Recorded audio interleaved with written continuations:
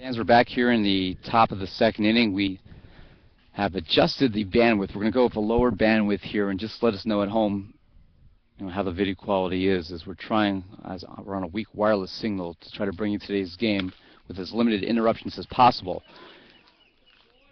Grounded to Cruz, and Cruz's throw pulls Weinstein off the bag.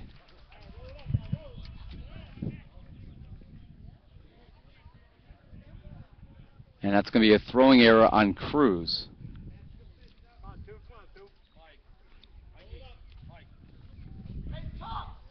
So an E5 throwing error on Cruz allows McNoble to reach, and that will bring up the leadoff hitter, Velarde, who flew out to center field in the first inning. He was the batter of the game.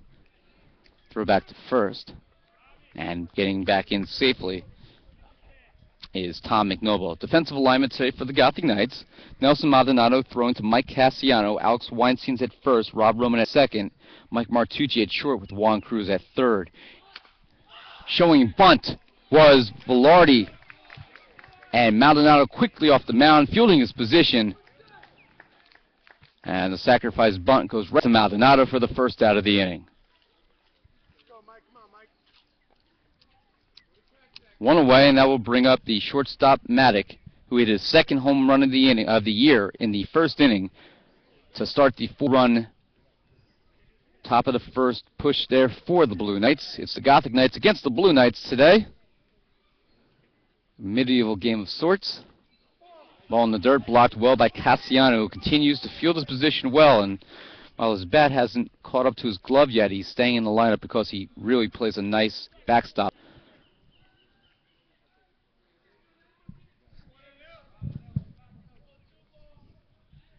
One away here in the top of the second. Maldonado throws back again to first. McNoble back in safely. Tom McNoble is a junior at a Breezy Point, New York, 6 feet, 185 pounds, stands at first.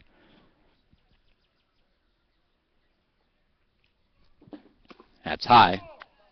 2 balls, no strikes.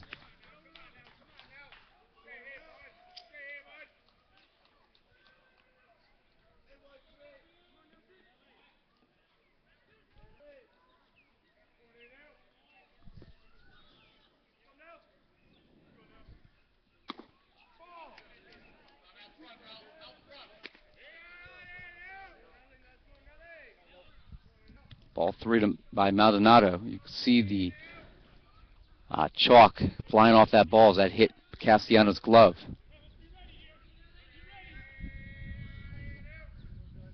That's ball 4.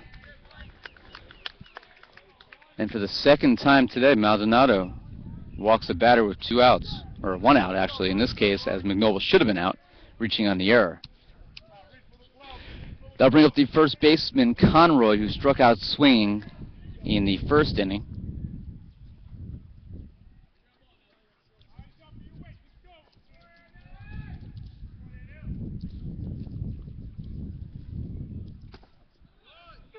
And first pitch to Conroy is a called strike. Conroy enters today's game in 9 games this year, batting .389, 14 hits in 36 at-bats. He has got 2 doubles, actually 2 triples, 4 RBIs, with a .450 on-base percentage. Grounder slowly. Juan Cruz steps on third, throw across the diamond, in the dirt, and in time! As Weinstein on 1 hop is able to gather that ball, bring it in. And a 5-5-3 double play by Juan Cruz after committing the error to start the inning. Bails himself and his starting pitcher out of this trouble there. And the Gothic Knights preventing Mount St. Mary from getting an unearned run here in the second inning.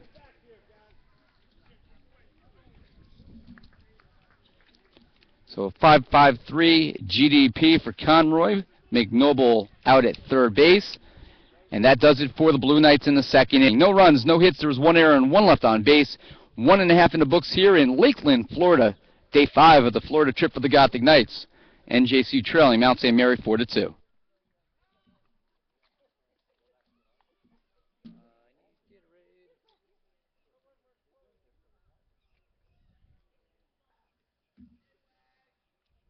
hate to give Cruz an error on that, but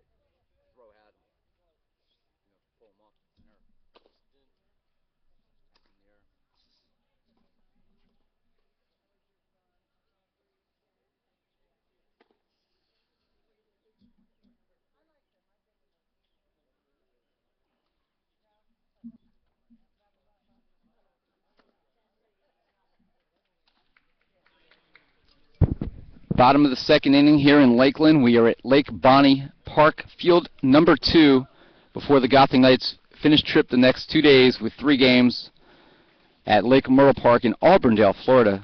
Another very nice complex. That's one I remember from the last trip I made down here back during the 2009 season. During the 5th inning, we will bring in Zach Markle, who's the winning pitcher on Tuesday, as we try to make it a routine here that the starting pitcher from the previous game, who's helping us out on camera, bring here into the booth, get a little insight. We always like to hear from our student athletes. Right fielder Matt Wagner will lead off here. He's the 8th hitter. He'll be followed by Cassiano and Martucci. Francisco bat for his 2nd inning of work. First pitch is fouled away, and off a tree, does not fully go into the swamp. Delio Coutinho, who will pitch tomorrow, having to give chase on that one. Curveball on the outside corner, 0-2. Wagner had 2 hits in each of his first 2 starts. He did not have a hit in the game against Leslie.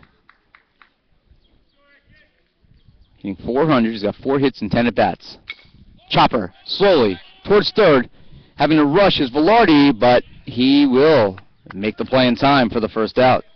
Not a routine play at all, as he had to quickly come in and field that one.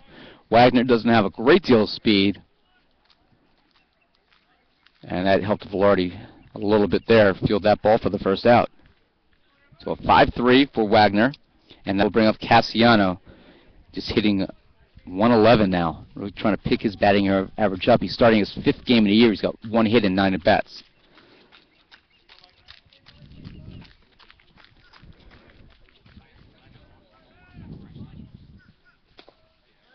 And the first pitch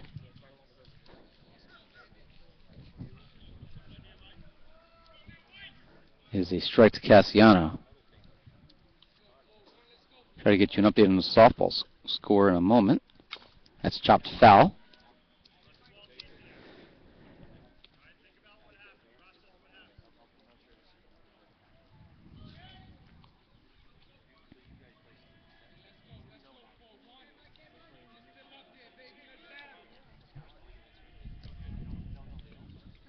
.02 count coming here to Cassiano. Sophomore catcher from Newark. That's a ball off the plate.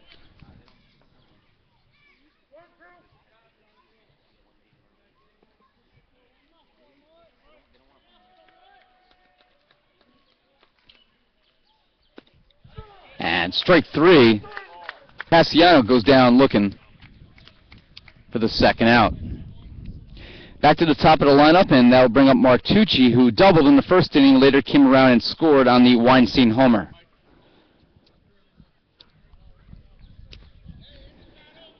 Say hello to Dave Armstrong, watching today's game in Maryland, our unofficial video technician here on the Green and Gold Network. Something doesn't work right, he lets me know.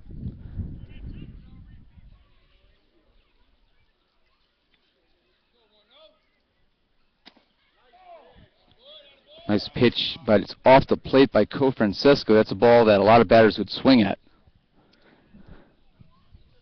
1-0 count. Martucci, good eye there. That ball's in the dirt.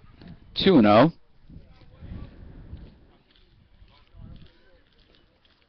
I think Dave Armstrong bowled a 6-7-2 series last night in 3 games. That's ball 3. It's better than a .220 average. Called strike. 3 balls and 1 strike to Martucci. 2 outs here in the bottom of the 2nd inning. The Gothic Knights, a home team on the scoreboard today. They trail 4-2. Martucci lines it right back up the middle for a base hit. His 2nd at bat in as many plate appearances. And with 2 away, the Gothic Knights have a runner on first.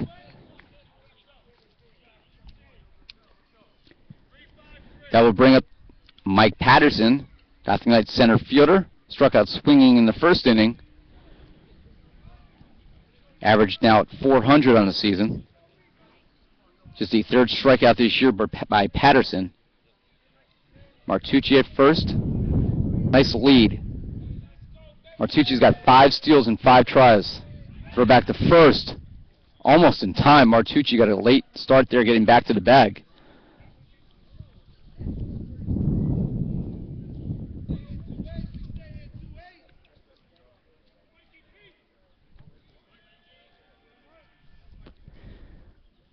That's high.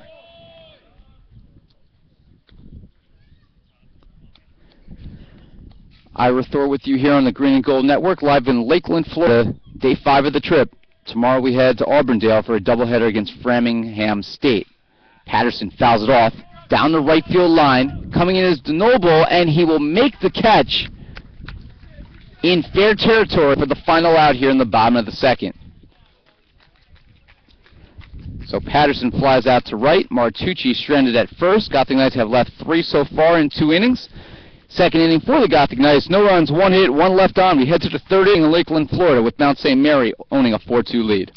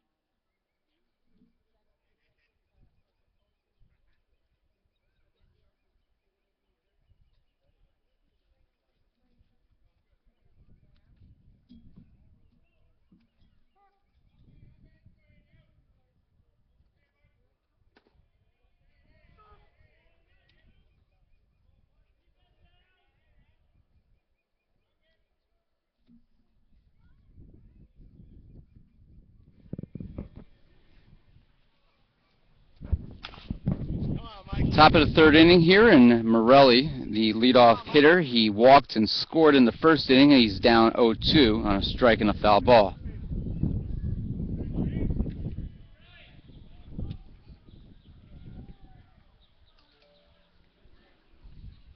Maldonado 0-2 pitch, fouls back towards us.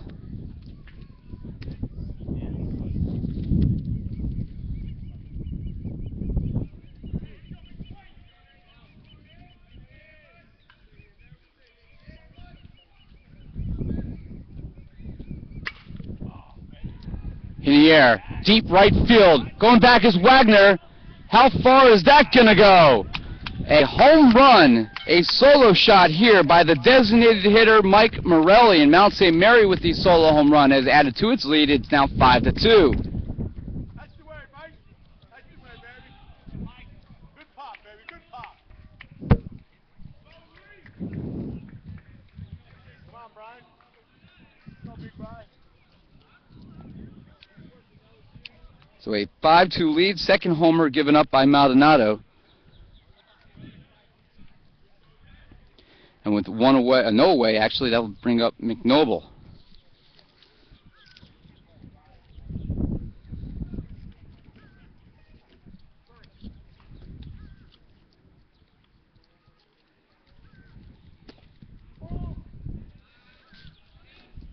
McNoble singled and later scored in the 1st inning, and he looks at ball 1.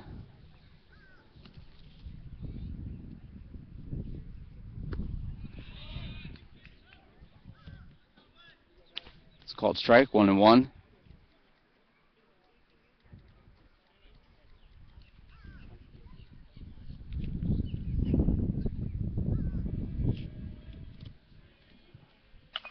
In the air, foul to our right. Count as 1-2. Top of the 3rd inning, Mount St. Mary leading 5-2.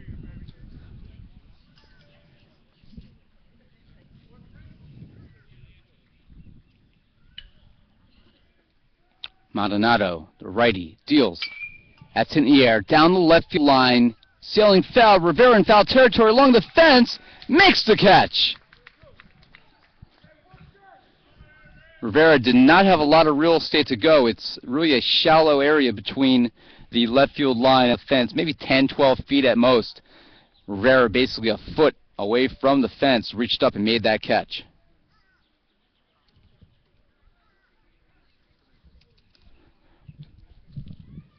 One away.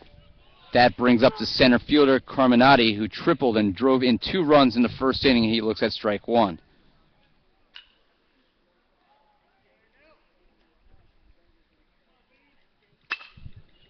On the ground, up the middle. That's another base hit for Carminati. Now 2 for 2 today. And with 1 away, he's at first base. That'll bring up the catcher, Licata, who had the most innocent of RBI singles you'll ever see. A pop-up between first, between the catcher and the pitcher's mound, I should say, that fell in, allowing Carminati to score from third for the 4th run.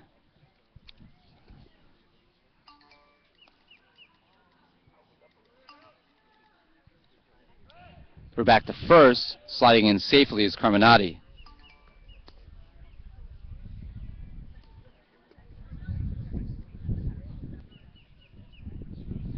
And my cell phone is now dead.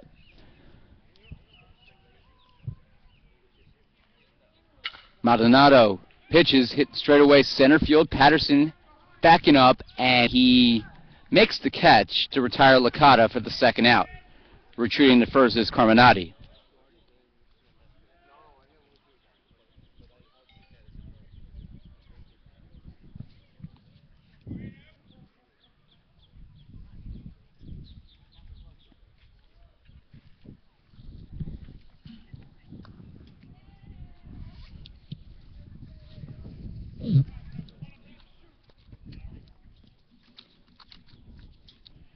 Throw back to first.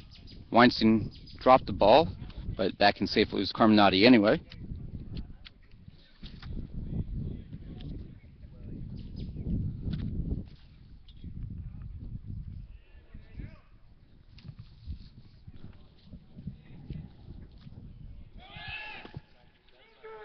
Carminati goes, the throw to second base is not in time. It's called strike. But Carminati steals second base with 2 outs.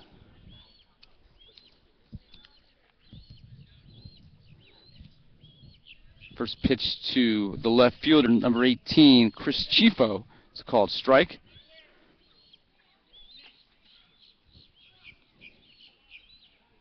And Maldonado steps off. Chifo reached on a fielder's choice that ended the first inning. Didn't really reach. He hit into a fielder's choice. Licata retired 6-4.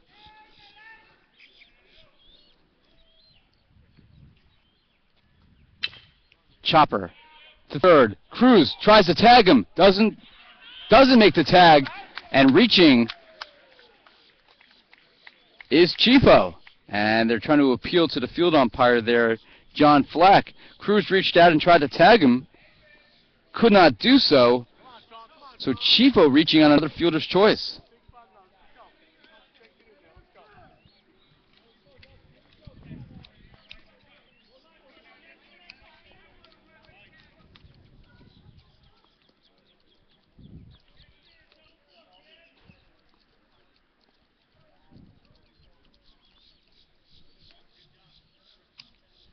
So we have that now entered in the live stats with a comment. That'll bring up number 9 hitter to the second baseman, Tom McNoble, who reached on an E5 in the 2nd inning.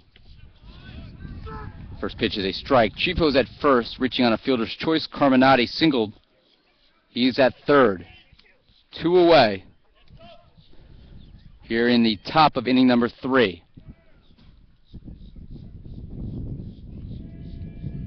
Maldonado steps off, fakes the throw to first.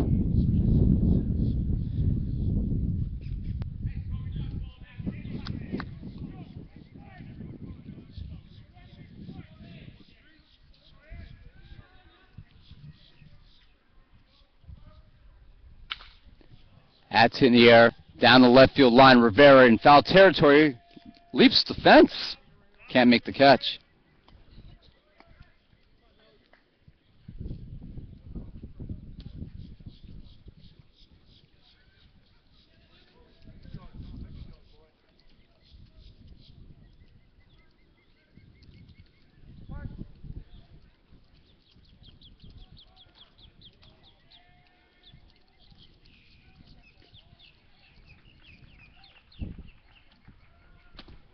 That's high.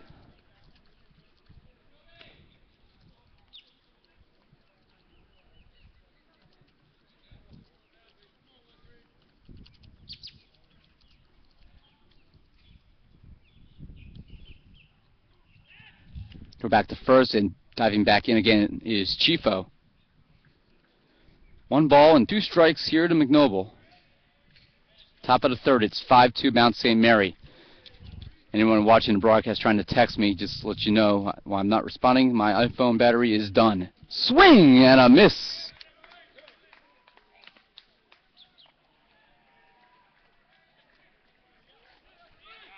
And that's the third out of the inning. No one knew what out it was. That's a swing and a miss, and McNoble gone. And that does retire the side. A little confusion here, and that's what happens sometimes in these spring games. But the third inning does come to an end. And the reason I didn't say the inning was over right there is I thought for a second maybe I did something wrong with the scoreboard here. Maybe there's only 1 out, but clearly that was not the case. Just a little confusion on the field. Blame it on the warm Florida sun. Third inning for Mount St. Mary. 1 run on a solo home run leadoff shot by Morelli. 2 hits, 2 left on base. 2.5 gone by here in Game 5 of the Florida trip for the Gothic Knights, and the score is 5-2 Mount St. Mary. Weinstein, Rivera, and Winters will be due up here in the bottom of the third.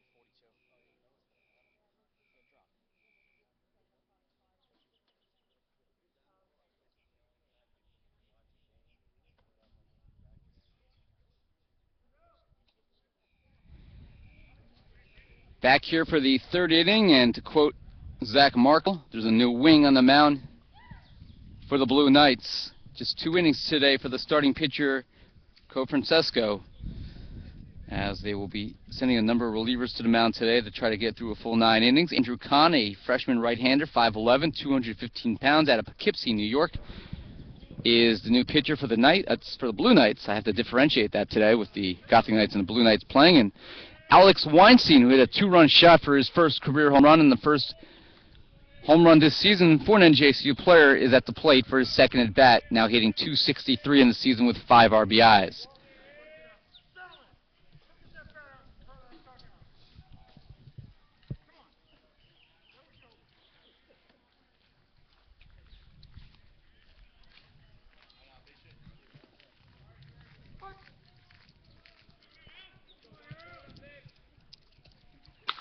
Weinstein in the air, down the left field line, foul and out of play.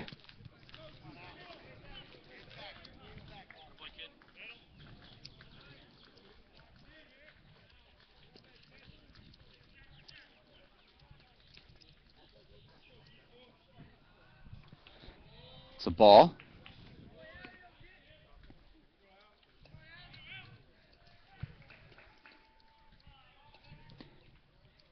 Andrew Kahn making his 4th appearance of the year. It's ball 2 to Weinstein. First appearance in relief. He started the first 3 times. He was on the mound this year for Mount St. Mary. No decisions. Got a 3.60 ERA in 15 innings. That's ball 3. He's allowed 16 hits, 6 runs, all earned. Walked 3, struck out 5. Has allowed 4 extra base hits, all doubles. Fastball in the outside corner, and the count goes full. And on the year, he's hit 7 batters. Got a .281 opposing batting average. And that's ball 4, so Weinstein draws the walk. Leadoff man is on, and that will bring up the left fielder Rivera, who popped up to the third baseman in the first inning. Weinstein, because he's just such a big kid at 6'2", and we list Weinstein at 225 pounds. Doesn't look like he's a threat to steal, but he is. He's got 3 steals in 3 tries. And the first pitch, Rivera's a strike. Weinstein, Markle, and Wagner went to Disney World yesterday. Rivera chops it towards the right side of the infield. Weinstein will move to second. The flip to first is in time to retire Rivera. But the Gothic Knights have a runner in scoring position. So a productive out by Rivera. And that will bring up Ryan Winters, the designated hitter, batting .583. He singled in the first inning. I was talking to Alex, as I am very familiar with Disney World, having been there for 2 weeks with my kids this past summer. You know, what the rides were like. I think he said he went on Splash Mountain twice in a row, and that's been confirmed now by Zach Markle. There was a 2-hour wait for Small World. See, we learned a strategy when we were down there this summer. The first day you go see the parade. The second day, when the parade's going on, you go on all the rides that have long waits, and we went on Small World 3 times in a row, which was wonderful for my 9-year-old son and 5-year-old daughter. Not so much for me, as I had that song stuck in my head for the next 3 days.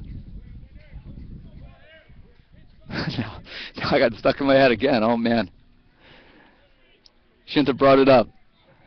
1-1 pitch. Inside. Weinstein goes to third. He's going to be out.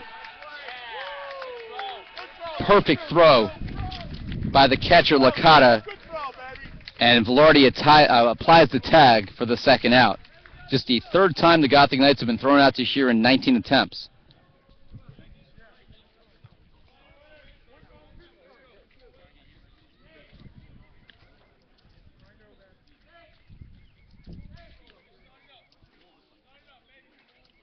So 1-2 count now, winners.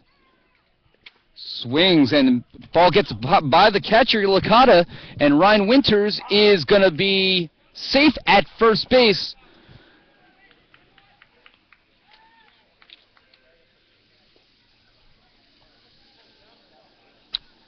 I think we're going to officially call that a wild pitch, I think. Zach, that bounced about a foot in front of the plate, right? Yeah, he confirms. We're going to make that a wild pitch, not a pass ball. We're not going to punch the catcher there. That ball was in the dirt and took a wild hop. So a swing and a miss and a wild pitch, and Winters will take first base on that one. We'll see if the Gothic Knights can capitalize with Juan Cruz. Ground ball through the left side of the infield for his 2nd hit of the game. First pitch Juan Cruz sees, finds one he likes. Gothic Knights. Runners at first and second.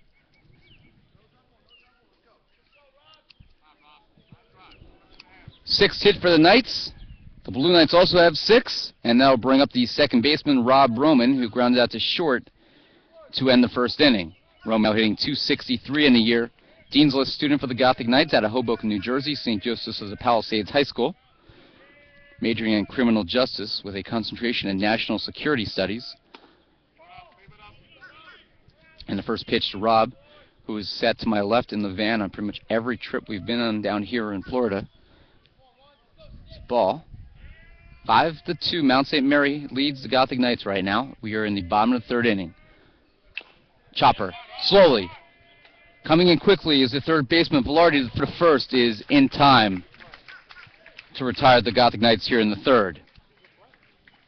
So Roman tries to fight that pitch off, but played well by Velarde. The easy throw to first. Gothic Knights again strand 2. They've now left 5 on in 3 innings. Here in the 3rd inning, no runs, 1 hit, 2 left on. 3 in the books here in Lakeland, Florida. Gothic Knights, Mount St. Mary, and it's the Blue Knights leading the Gothic Knights 5-2.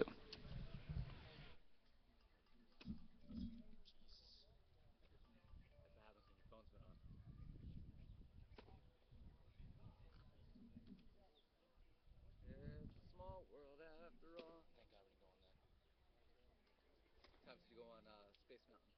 Once. It was a 3-hour wait when we first got there. Ridiculous. Fourth inning here now in Lakeland, and other than Splash Mountain, my favorite ride at Disney is Space Mountain.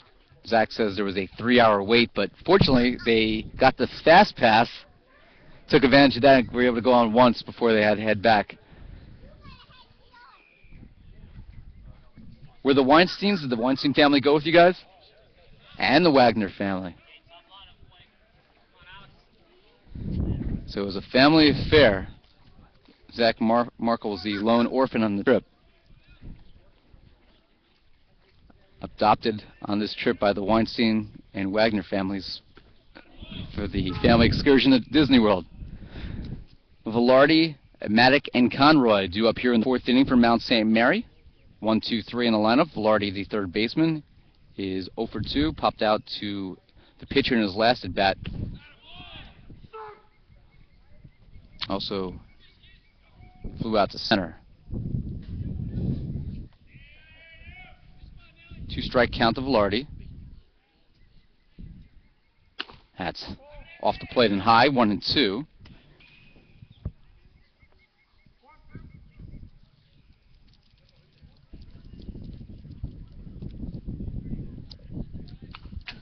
That's fouled off the screen here.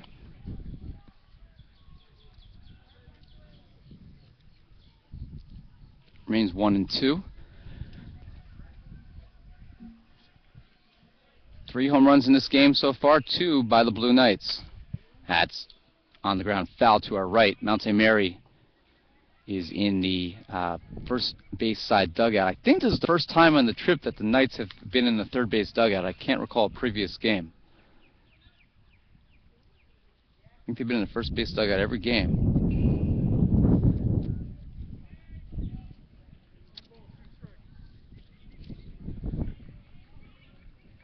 Sixth pitch of the bat here coming by Maldonado. That's inside. Cassiano going to his knees to block that. 2 balls and 2 strikes.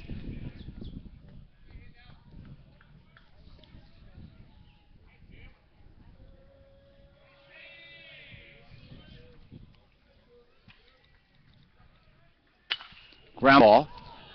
No, I'm sorry. I was screened by the umpire. It's a liner right at Martucci. Jim Lizer, our umpire, is about 6'4", so I was screened by him, and it was a line drive right at Mike Martucci, who snares that for the first out. I thought it was hit on the ground initially. I just had a John Sterling moment. So an L6 retire Velarde, and that will bring up Maddock, who's 1 for 1 with a walk and a solo home run, and he takes a called ball.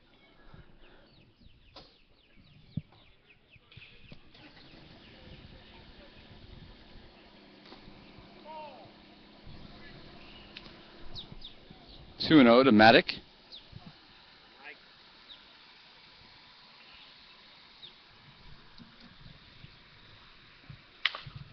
Chops foul.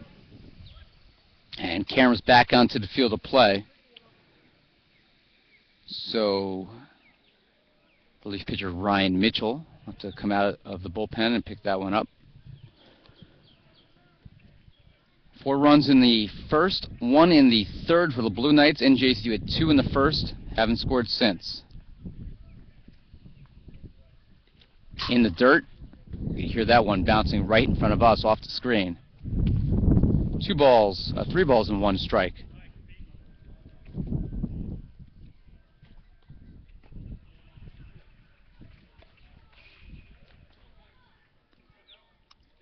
NJCU will play a pair of 7-inning games tomorrow against Framingham State before finishing up the trip on Saturday against Sewanee University of the South out of Tennessee. And that's a ball. Ball 4. Third walk allowed by Maldonado. 1 away, and there's a runner at first base, and that'll bring up the first baseman Conroy, who's 0 for 2. Struck out swinging and grounded into a 5-5-3 double play in the second.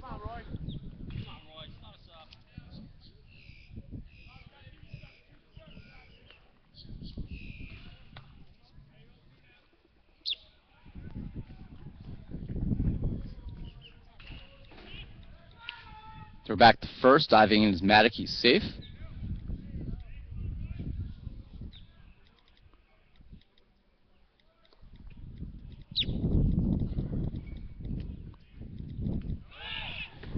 Here goes Maddock. The throw by Cassiano should be in time. It is not. Wow, looked like he had him. But sliding underneath the tag is Maddock. And with one away, Mount St. Mary with a runner in scoring position. Come on, Roy. Come on, Roy. Hit hard, kid. Second steal for Mount St. Mary. With one out here in the fourth inning. Blue Knights trying to add to their 3-run margin. The throw back to second base. And a quick throw, but Maddock able to slide in safely.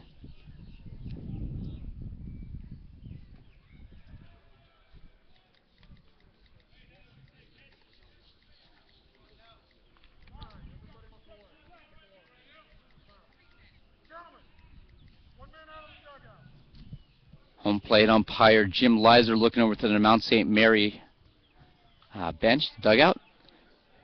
Saying there can only be one player out of the dugout at a time. Pitch to Conroy. The runner in scoring position. Swing and a miss.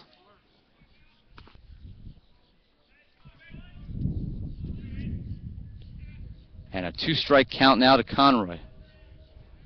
He's already struck out once today. The number 3 hitter in the lineup for Mount St. Mary.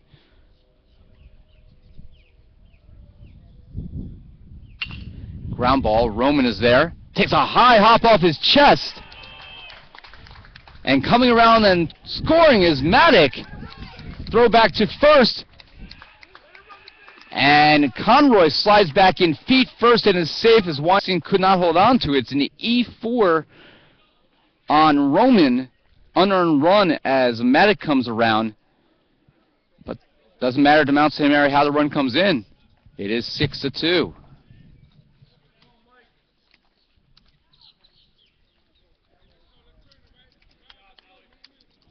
For the moment that's unearned. It could change depending what happens later in this inning.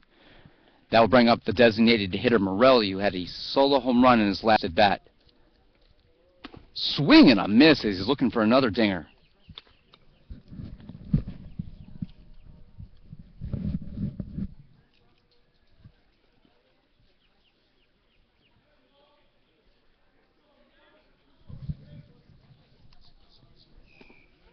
Nice pitch by Maldonado on the inside part of the plate.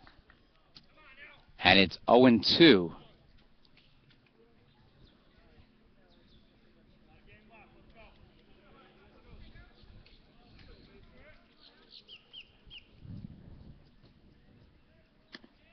Curveball off the plate, 1-2.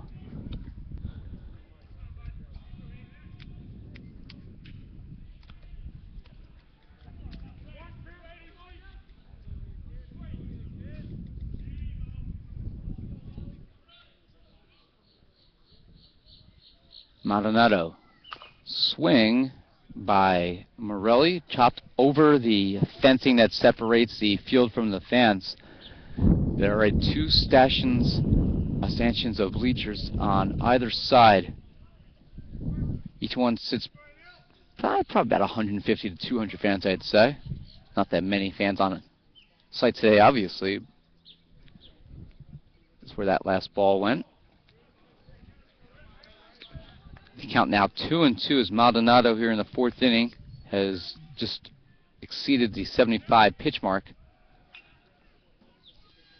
He had a much more effective outing in the win over Daniel Webster on Saturday. Swing and a miss. And Cassiano does not have to throw down the first as Conroy already occupied the base.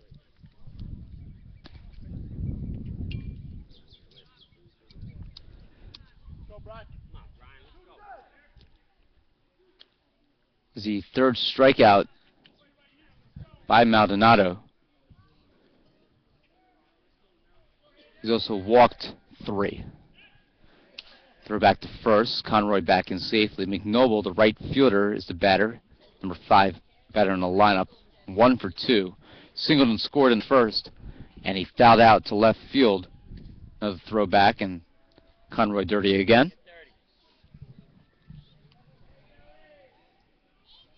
Take a look at the final line for the starter for Mount St. Mary, Cofrancesco, who pitched well. That's chopped foul to the left of the third base. And Cruz scoops that up and flips it back to Maldonado.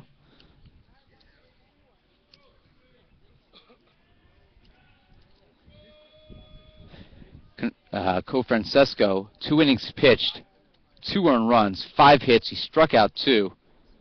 Did not walk anyone. Had 1 wild pitch,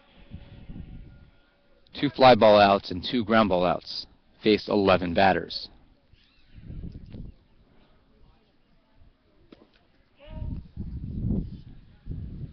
Ball 1 to McNoble. 6 runs, 6 hits, no errors for Mount St. Mary. 2 runs, 6 hits, and 2 errors against the Knights.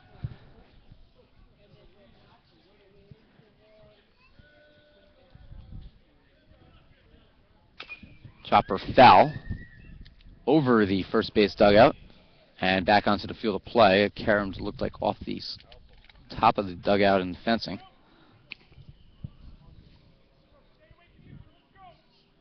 Not the best view today as we are on the ground directly behind home plate. We had a golden eagle eye view the last 3 days when we were over at Chain of Lakes Park. Throw back to first. Conroy back in safely.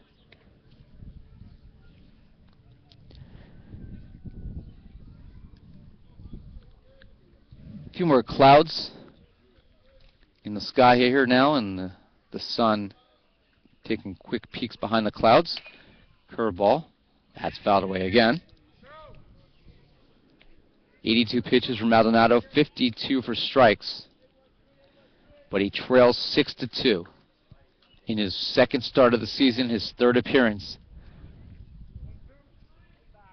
One of the conference starters for the Knights. Head coach Jerry Smith prefers not to use the terms ace and number 2, 3, 4 pitchers. On the ground, Roman this time, and it goes through the wickets for his 2nd error of the inning. And safe at first base is McNoble. Come on, Vinny. Come on, Vinny. Let's take advantage, Vin. Come on, Vin. It was not a sharply hit ball at all. And that's a ball that Rob Roman must make. As a play he has to make as the starting second baseman. So an E4 fielding error. Conroy goes to second. Carminati, the center fielder, gets his 3rd at bat of the game. He's 2 for 2. Tripled, knocked in 2 runs in the first. He also singled in the 3rd inning. And he has a chance to add to the lead here for Mount St. Mary. Already scored 1 unearned run here in the 4th inning.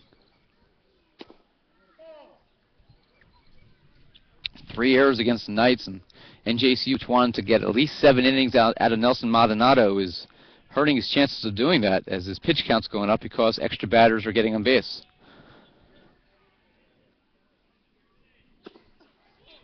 That's a strike belt high, 1-1.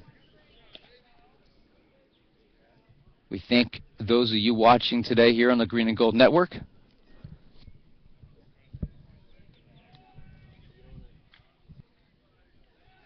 One pitch by Maldonado. Runners at first and second. Curveball on the ground, stopping it on the aggressive play there. Alex Weinstein fielding his position well, then flipping to Maldonado at first base, who covers for the 3-1 putout, and that ends the 4th inning here in Lakeland. So Mount St. Mary leaves 2 runners on base. The 2 teams have combined to strand 11 through 3.5 innings. 2 errors in this inning led to 1 run for Mount St. Mary. There were no hits and 2 left on, and we played 3.5. 6-2, Mount St. Mary leading the Gothic Knights.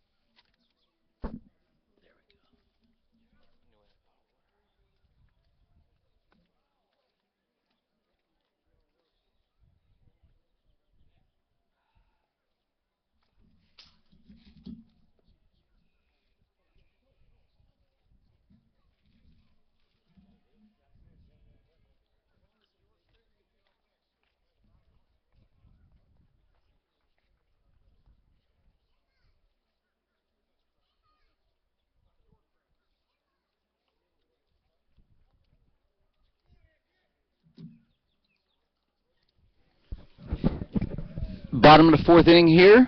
Lake Bonny Park Field number 2 in Lakeland, Florida, and the Gothic Knights will send their 8, 9, and 1 batters to the plate here.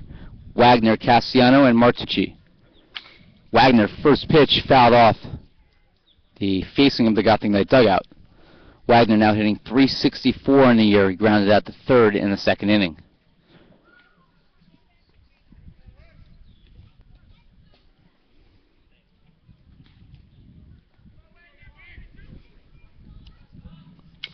Chopper, shallow, third base, coming in quickly, Velarde, and he will make the throw in time to retire Matt Wagner.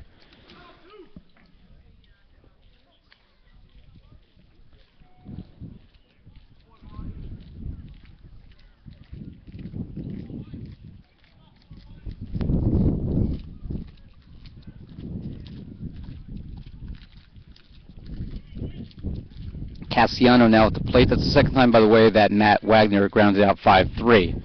Cassiano struck out looking. First one is hit through the left side of the infield for his second hit of the season. So Mike Cassiano, trying to get the bat going, will take that and stands at first base with 1 out. That will bring up the top of the order.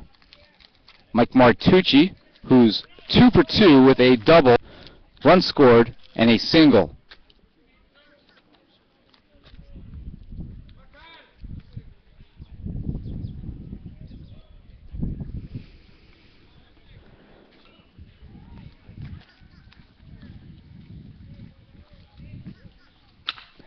Hit sharply, left center field gap. That is a base hit that's going to roll all the way to the wall. Cassiano round second. He goes to third. He's going to be held there. It's a stand-up double by Mike Martucci, his second double of the game. He is now 3 for 3, and with 1 out here in the bottom of the fourth inning, the Gothic Knights have runners in scoring position, and that'll bring up Mike Patterson.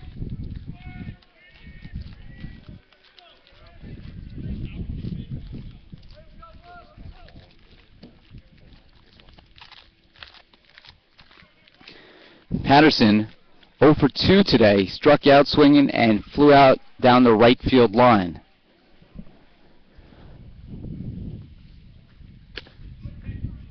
Nice pitch outside corner, strike 1. By the way, Matt Wagner now 0 for his last 6 after having a really sharp start to his career with 4 hits in 8 at-bats. It's high 1-1.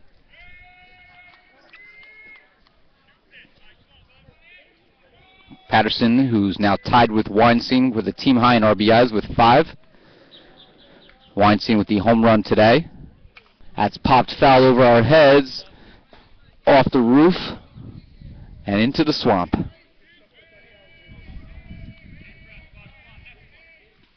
Not a term I've ever really used before in baseball broadcast. A ball hit into the swamp, but we are here in Central Florida. Beware, there are gators. And they are hungry. Gothic Knights hungry here now as Patterson, that ball's eye level, and it's 2-2. A single here could make this a 2-run game. Bottom of the fourth inning, 6 runs, 6 hits for Mount St. Mary, 2 runs, 8 hits, but 3 errors for the Knights. That's in the air to left field, coming in and making the lunging catch is the left fielder Chifo. It's going to be recorded as a sacrifice fly by Mike Patterson, who cuts the deficit in half. It's now 6-3. Mike Cassiano coming home. Martucci will stay at second base. So an L7 sac fly if you're scoring at home. 1 RBI, his 6th of the year, and they'll bring up Alex Weinstein, who is 1 for 1 with a walk his last plate appearance, and of course a 2-run homer in the first.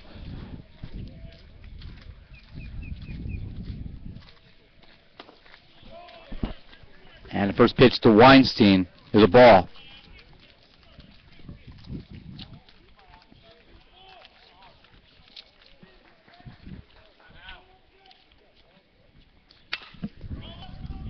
Hit through the left side of the infield, and that's a base hit.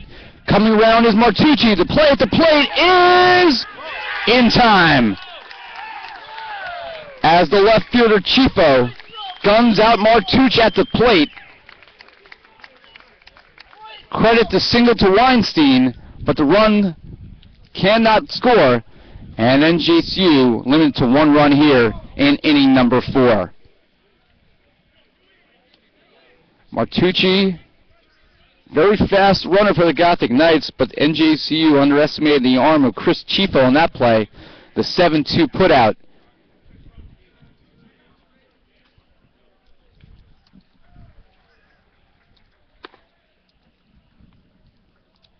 And let's record the play here in the live stats officially with the outfield assist.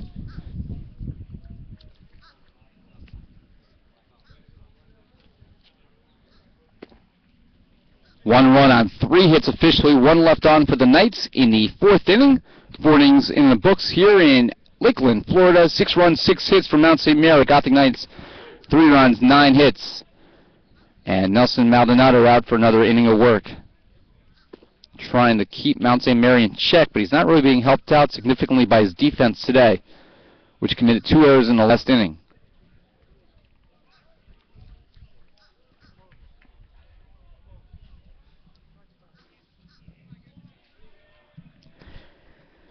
The catcher, Anthony Licata, who just applied that inning-ending tag, comes to the plate. It's the 3rd time today. He's 1 for 2 with a infield single that drove in a run. He also flew out to center.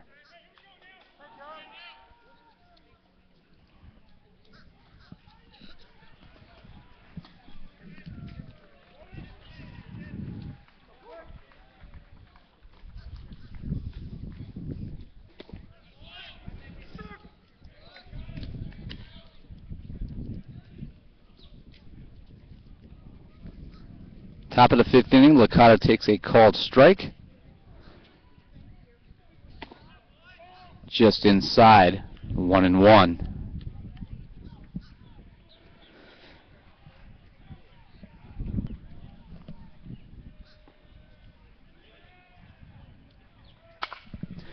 That's hit foul third base. Juan Cruz lays out for that one, but that was wide of the bag.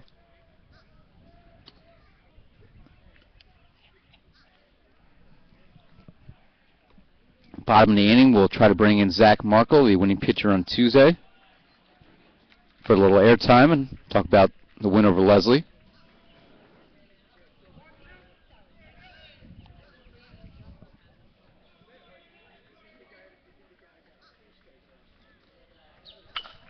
On the ground, Weinstein off his knee. Roman is there, and it's going to be an error on Weinstein. 4th error against the Knights.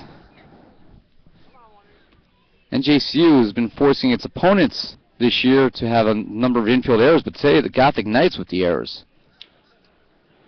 And an E3 fielding error allows Licata to reach, and that brings up the left fielder Chifo, who's 0 for 2. 2 fielder's choices today. And the throw by Maldonado is way over the head of Weinstein, but the Gothic Knights catch a break as that ball caromed off the facing of the fence that separates the field from the Gothic. There's no bleachers over there, but it's still the fans area on the outskirts of Park Field number 2. Caromed right back to Alex Weinstein, and Licata could not take off. This time the pitch is a fair ball, a blooper down the right field line. He threw to second base, is in time. Wagner with a great throw. Licata started going back towards first base, and that ball was going to be caught, and is out 9-6.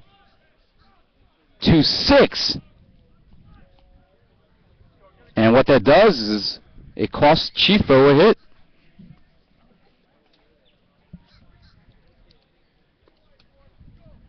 So a fielder's choice to right field. And Licata is retired 9-6 for the first out.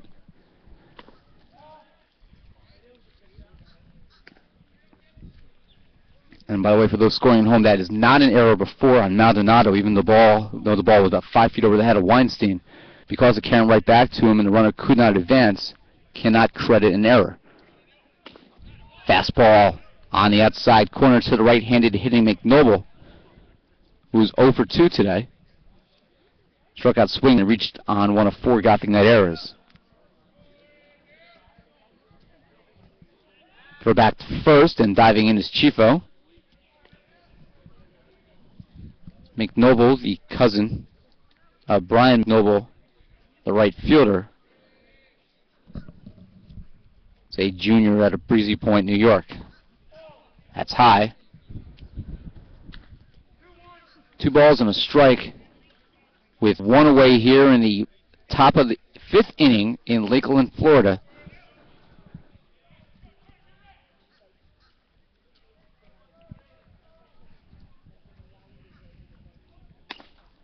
Outside, and Cassiano has to lunge to his right to make that catch, and it's 3-1. Maldonado has 3 walks today. He's also struck out 3.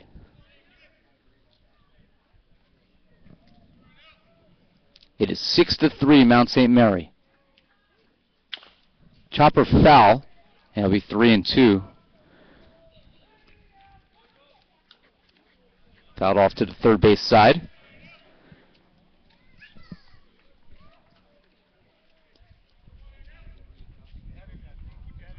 Nick Cesar, the Gothic Knight pitching coach, is out calling balls and strikes.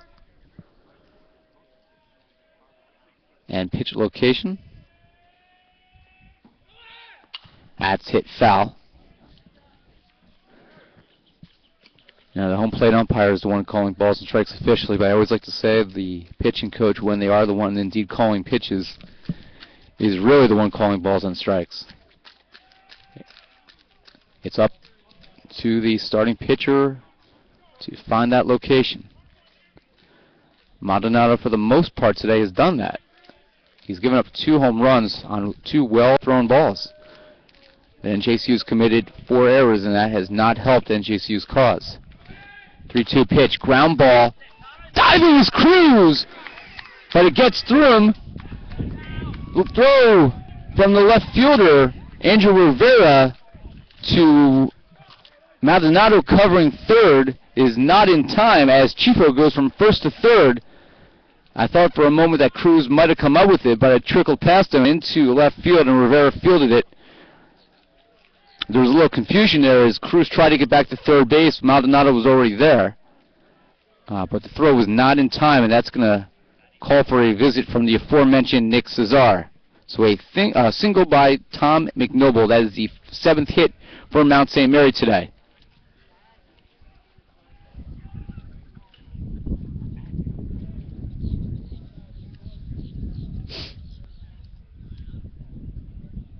And the conversation on the mound there, Nick Cesar, first year as the pitching coach for NJCU after a standout career at Kane University, where he was a member of the 2007 Cougars National Championship squad.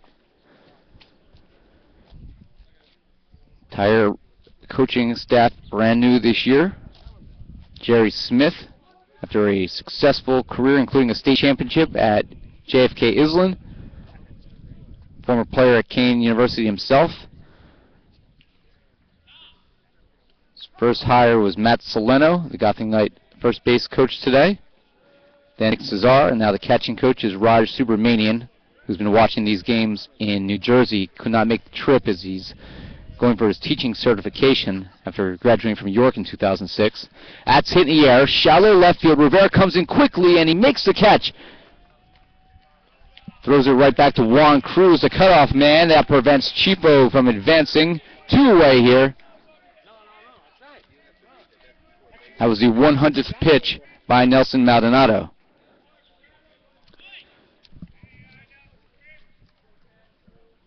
And it'll bring up the shortstop Maddock, who's had a very productive day. He's walked twice, scored twice, and had a solo home run in the first inning, his 2nd homer of the year.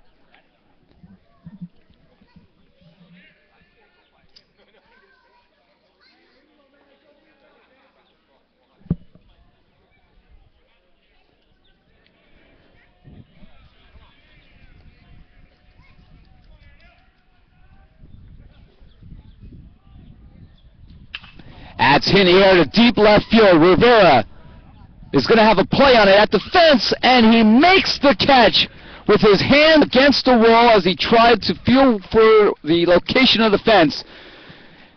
Maddock hit that ball very, very well, but just missed his second homer of the game. It would have been a 3-run shot had it cleared the fence, but instead it's the third out of the inning.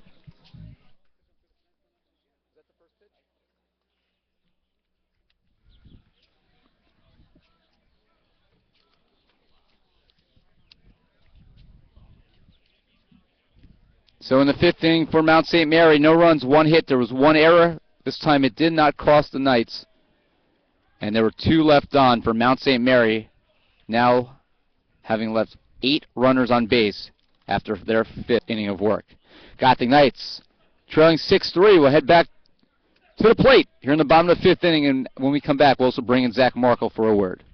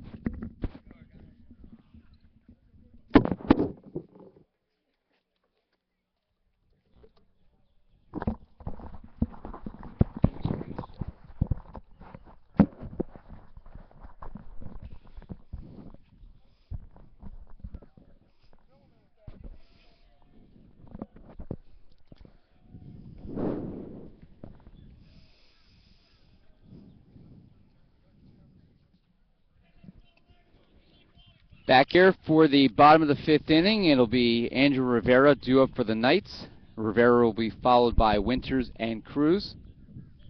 Doesn't matter. I can't hear you. Won't be able to. Oh, okay, you didn't call me. All right. Kahn back for his 3rd inning of work on the mound for Mount St. Mary. And we bring in Zach Markle, who is helping us out with camera today, the sophomore left-hander out of Hoboken, New Jersey, picking up his first career victory in relief in the win over Leslie 12-2 in 7 innings on Tuesday. Zach, first of all, congratulations on your first career win. Thank you, Ira. What did that mean to you to have a victory under your belt? I mean, it felt good, you know. I mean, I'm not really looking for wins and stats. No, I just want to get my job done and be able to help the team win as much as we can. The second baseman, Tom McNoble, had that ball initially deflect off his chest, but was able to stay composed and make the play for the first out as Rivera's retired 4-3. Try to just adjust the settings here, so hopefully you fans at home can hear us better. I'm going to try another input here. I don't think Zach's mic is coming through loud and clear.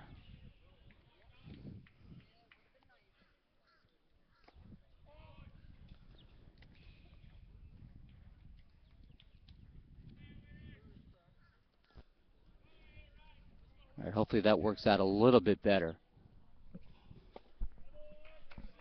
1 away here in the 5th inning.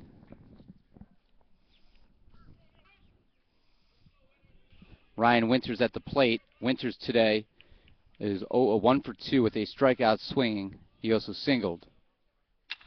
Winters up the middle, diving and unable to make the play. Would have been a tough one, was Maddock. And Ryan Winters continues to stay hot at the plate. Now 2 singles today.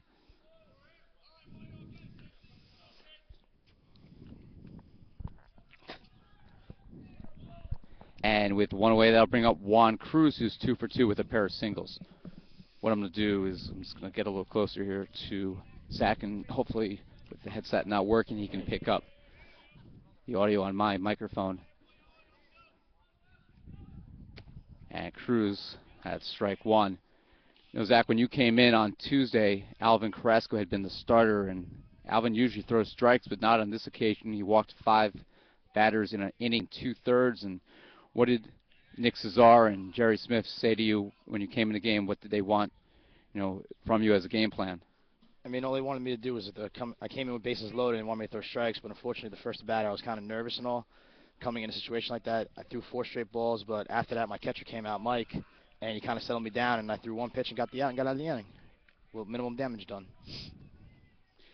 As a freshman last year, you made, I think it was 11 appearances in relief. That ground ball, diving and making the play is Velarde. The throw to first will not be in time for the double play. But Velarde with an excellent play there to get the lead runner, Winters. First time Cruz has not had a hit today.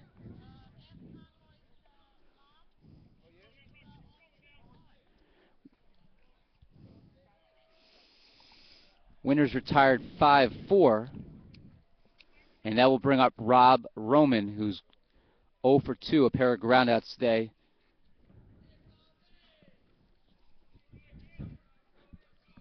As I was saying, Zach had, as a freshman, never started a game, obviously, as a reliever. The ground ball right at Maddock. The throw across the diamond is in time, and the Gothic Knights do not score here in the 5th inning. Roman swinging at the first pitch. Grounding out 6-3. We'll continue talking to Zach here as we progress into the 6th inning. But here in the 5th for the Gothic Knights, no runs, 1 hit by Ryan Winters, 1 left on base. NJCU is now left 7, and they trail 6-3 after 5.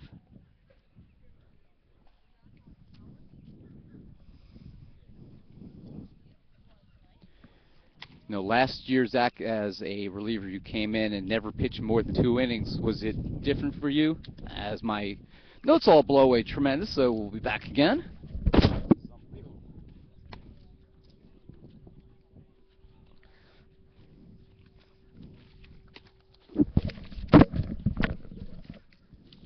This has been the most interrupted interview in the history of this broadcast. The wind is playing havoc right now, whipping papers away, and you know, as we were trying to say, Zach, last year you never pitched more than 2 innings, so you went nearly 5, went 4 2/3 in the win. How was that a different adjustment for you? I mean, it was a big adjustment and all, because consistently I come in, just throw 1 inning, 2 innings, and that's my mentality. But Coach had faith in me after I settled in the 2nd inning of work, and he just let me go, and I felt good throwing. You know, I kept pounding the zone, throwing strikes, keeping the pitch count low and everything. Leading off here for Mount St. Mary will be the first baseman, John Conroy. First pitch fouled off to our left.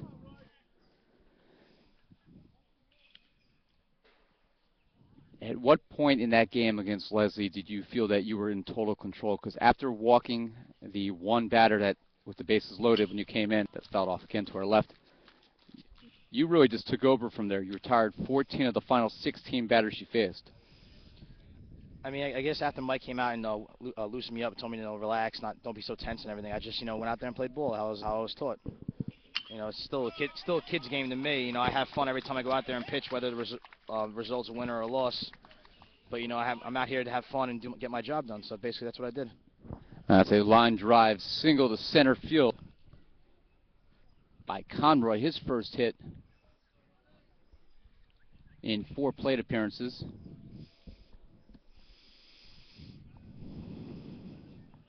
And with no one out, that brings up the designated hitter Morelli, who is 1 for 2 with a walk, a solo home run, and 2 runs scored. And the first pitch to Morelli is high.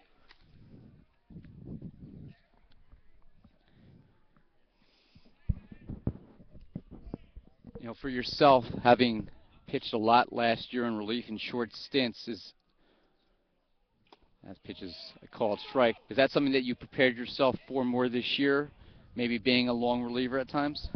Basically, our coach there set us up for all of us to be able to throw 60 to 70 pitches a game, considering that we don't have a big depth chart in the bullpen. So I was ready for it, but I wasn't expecting to throw that many. But, I mean, Coach had faith in me, and I've rolled with it.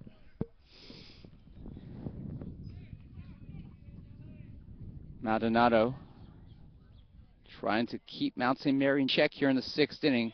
It's a called strike.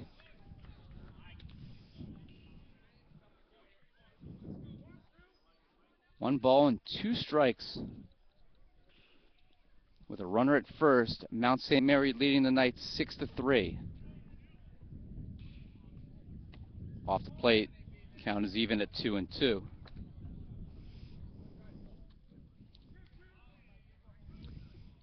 How do you feel, Zach, that your game has improved this year? And if anything, what did you do to enhance your pitching ability in the off season and initially under the workouts this preseason? I mean, considering we had a new pitching coach and a new coaching staff this year,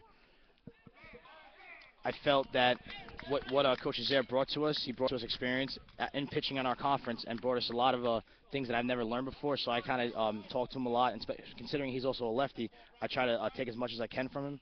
And I think he helped me out a lot with my game and throwing pitches inside, outside, and be able to locate a pitch that I have for a strike. Now that last play, we're officially going to score an E5 throwing error as Cruz's throw was off the bag. Morelli reaches on a fielder's choice. And that is the 5th error against the Gothic Knights today. That'll bring up the right fielder, Brian McNoble. Or, I'm sorry, Tom McNoble. No, I'm right, it is Brian McNoble. There's 2 McNobles on the roster, and he lays down a sacrifice bunt. And that moves the runners over to second and third. 1-3 sack bunt if you're scoring at home. Morelli to second, Conroy to third, 1 away now. And that will bring up the center fielder, Carminati. Carminati is 2 for 3. 1 run and 2 RBIs and a triple in the first inning.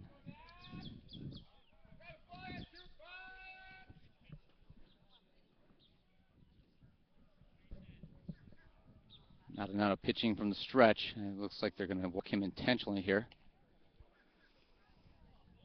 And as they do that, continue talking with Zach. And what have you noticed has been the biggest change this year?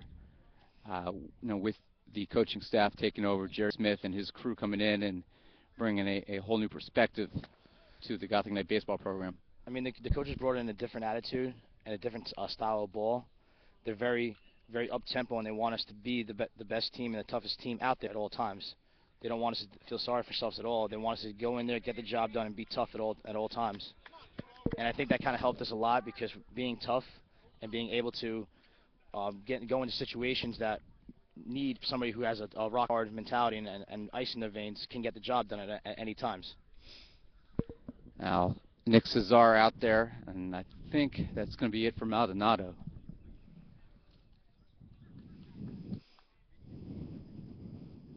So the bases are loaded. Licata will be due up. Of course, now the force is open at every base. Do you feel, Zach, that you guys are having more fun now this year? It's more fun. It's not really more fun, but our coaches are letting us be. He wants us to play hard, play loose, and have fun with it, and not be tense all the time. I mean, it's still a game, and if we play tense, that's when people start to make mental errors and physical errors. So with us being more loose and being able to have fun and play the game like it's a kid's game, that we've been better and playing and winning games. Gothic Knights trying to win their 4th game of the year. They trail by a 6-3 count here today to Mount St. Mary. Maldonado is going to stay in. He's going to try to at least finish this inning. Bases are loaded. A ground ball would be perfect if the Knights can get a double play. Of course, they've committed 5 errors, and they've all been in the infield. But the first pitch is hit in the air, shallow left field. And the catch on the edge of the outfield grass by Mike Martucci. So Licata swinging at the first pitch. And now any out will get the Gothic Knights out of this inning.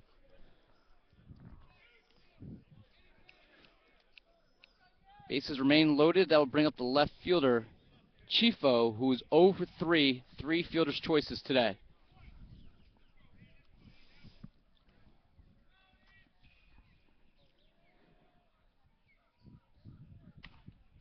Has grounded foul and actually off the facing of the dugout to our right on 1. Let me put up the second out on the scoreboard. First time we've had a scoreboard on this trip that I've had to run. Didn't have one over at Chain Lakes Park. Low and blocked by Cassiano, gloved at the plate. Wild pitch would bring home a run. Conroy's at third. Morelli's at second. Carminati is at first. He was walked intentionally. 2 away here in the top of the 6th inning. 6-3 Mount St. Mary leads. That's low. 2-1.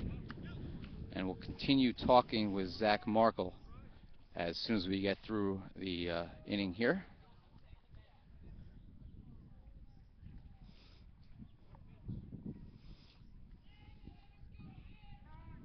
And home plate umpire Jim Leiser grants a timeout to the batter. Left fielder Chris Chifo had an outfield assist in the last inning. Or actually the inning prior to that, in the 4th inning. That's high. And Maldonado is in danger of walking home the 7th run. It's a 3-1 count.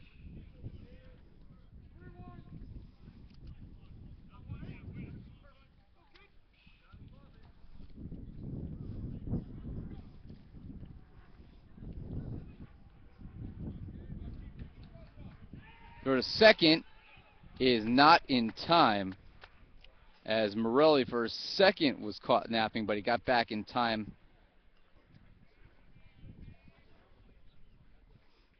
Maldonado wheeling around quickly to make that throw to Martucci. 3 balls and 1 strike. Maldonado deals. Perfect pitch. And the count is full. That was his 120th pitch of the game. As the wind begins to pick up a little bit and becomes a little more cloudy here in Lakeland, Florida. 3-2. Bases are full. Maldonado with Cassiano setting up just outside. Ground ball. Martucci's there. Steps on. Well, he could have stepped on second. He did not. He threw to first. It was bounced to Weinstein. And another error on the Knights, and Mount St. Mary has scored their 7th run. NJCU with 6 errors, all infield errors today. Unbelievable. So Chifo reaches on the E6 throwing error, and the bases remain loaded. I don't know why Martucci did not step on second base.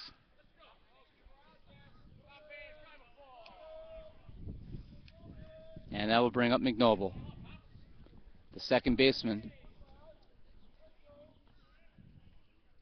Had a single in the 5th inning.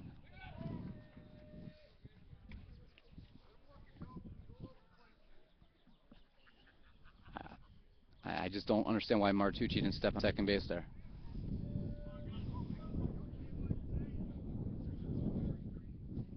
He was right there. That's fouled off behind us. 1-1. 7-3 now. Mount St. Mary leads.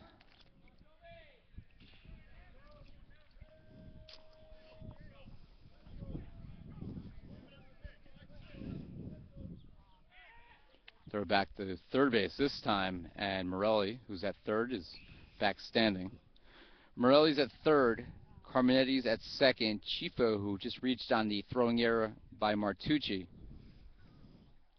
he's at first with McNoble, the 7th batter of the inning for the Blue Knights. As a ball. 2 balls and 1 strike. Mount St. Mary with the bases full has a chance to break this game open. They lead by 4.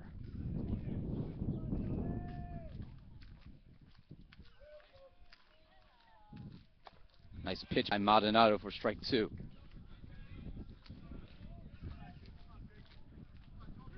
That was his 125th pitch. I think it's fair to say the 6 errors today have extended Nelson an extra 25 pitches over where he normally would be.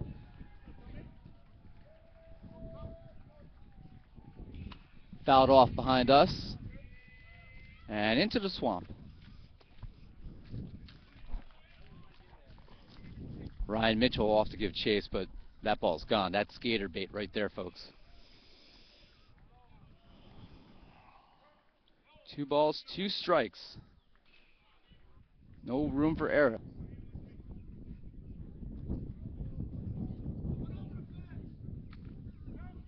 Fouled off. Was on the handle. Inside pitch by Maldonado. Remains 2-2. Ira Thor with you live on the Green and Gold Network in Lakeland, Florida. Day 5 of our Florida trip. 2 games tomorrow, 1 on Saturday, and then we fly back home first thing Sunday morning. Check swing.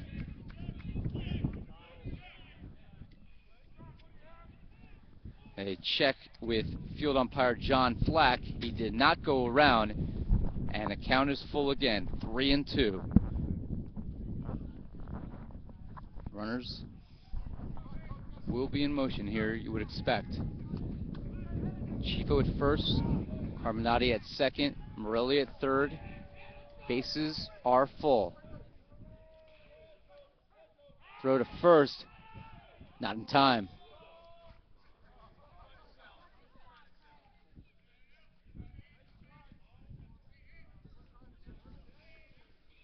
Gothic Knights have almost as many errors as Mount St. Mary has hits, 6-8.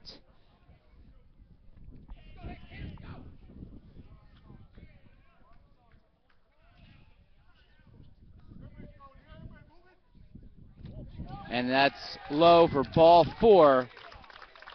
And a run is walked home. And it's 8-3. And out comes Jerry Smith, and that will be it for Nelson Maldonado. The run is unearned, but it doesn't matter.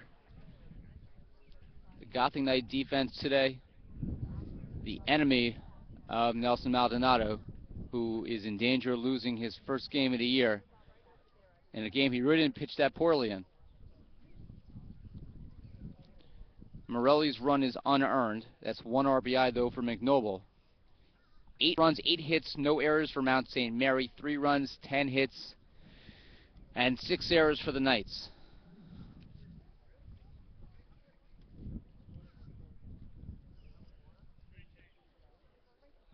NJCU had just 13 errors in its first 5 games. Now up to 19 through 6.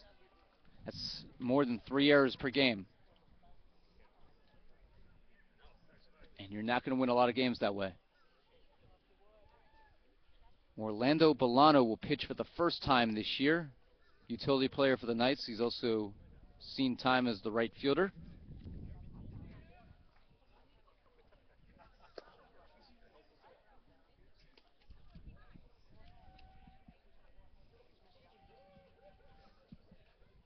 Bolano, a junior from Hoboken, New Jersey. Former high school teammate of Zach Markle. Majoring, right now his major is undeclared. He's a 5'9", 192-pounder, right-handed thrower.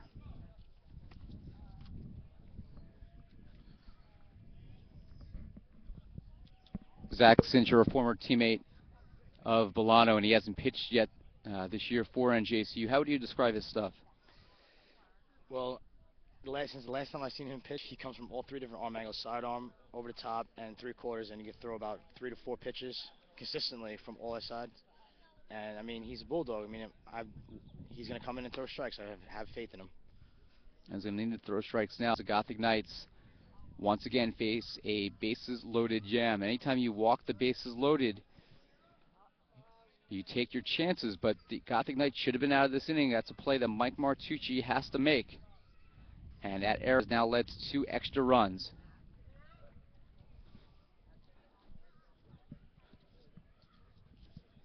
That will bring up Anthony Licata. Or I take it back, the third baseman, Alex Velarde. I'm looking at my charting correctly. Sorry about that, folks. And first pitch by Bolano of his NJCU career is a ball. NJCU so far has given up 3 unearned runs.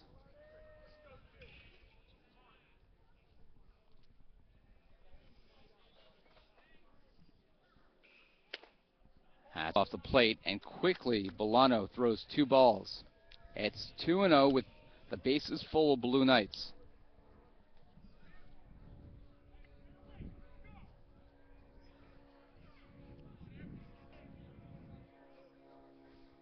That's fouled off to our left. 2 balls and a strike.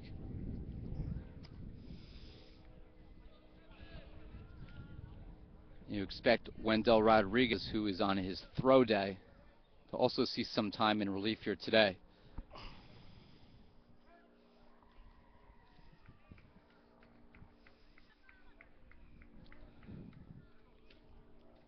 It's 8-3, Mount St. Mary leads.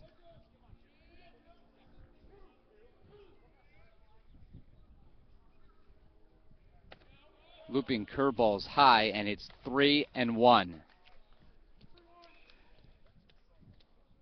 NJCU in danger of walking in yet another run. An inning that should have been over 2 plays ago.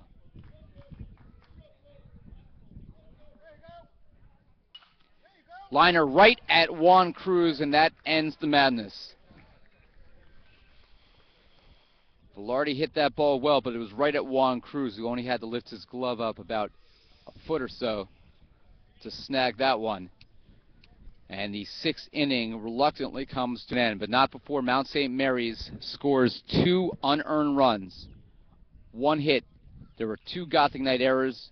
Bases were left full. Mount St. Mary has now left 11 in 6 innings. Otherwise, this deficit could be much greater. It is now 8-3 as we head to the bottom of the 6th inning. And for NJCU, it'll be the 8, 9, and 1 batters due up: Wagner, Cassiano, and Martucci.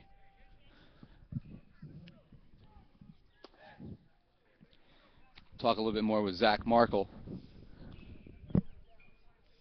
As a reliever, that's got to be the worst case scenario for you when you come into a game and there's no room for error at all, no margin for any mistakes with the bases loaded. And obviously on Tuesday you came in, you did walk the first batter before settling down, but as a reliever coming in, what kind of mindset, what do you have to focus on? I mean, basically have to focus on just getting the ball over the plate, you know. I mean, me personally, I'm not a power pitcher, so I'm going to let my fielders do my work, so I got to work on really hitting my spots and making these guys swing at balls that they don't want to. And I mean, it's tough because you have to be able, you have to come in with, you know, with ice in your veins. You have to can't be nervous. You have to just come in and be able, you know, just go through your motions and do what you do on the side day, do what you do in the bullpen. Just come out and just throw the ball and not worry about other elements that can affect you. As a pitcher, when you have the defense behind you commit 6 errors like what happened today, I know you guys try not to let that affect you, but I'm sure it has to a little bit. It does, but I mean, you have to be able to understand that this game, you know, people are going to make errors, and you're not always going to be perfect on the mound. There might be some days where my defense plays spectacular. I might walk 6, 7 guys. So you have to be able to understand that the roles can always be reversed. But I mean, you always have that faith in your fielders, and you can't show them that you're down on yourself because of them. You have to be able to keep good spirits and keep your fielders in the game, and make sure that the next play they do make, and they do stop the errors from, they eliminate all the errors from after the last error, and cut it off. Wagner will be due up for the Gothic Knights here in the bottom 6th inning. NJCU, 4 innings, make up 5 runs. And the first pitch to Wagner from the new pitcher, number 6, Mike Klein. Klein is a sophomore right-hander, 5'10", 165 pounds, makes his home in Elmont, New York. So he's the 3rd pitcher used by Mount St. Mary.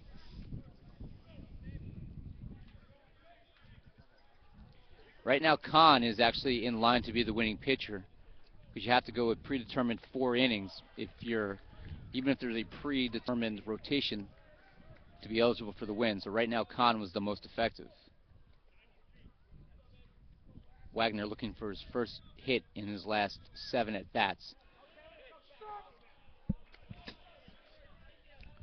2 balls and a strike here.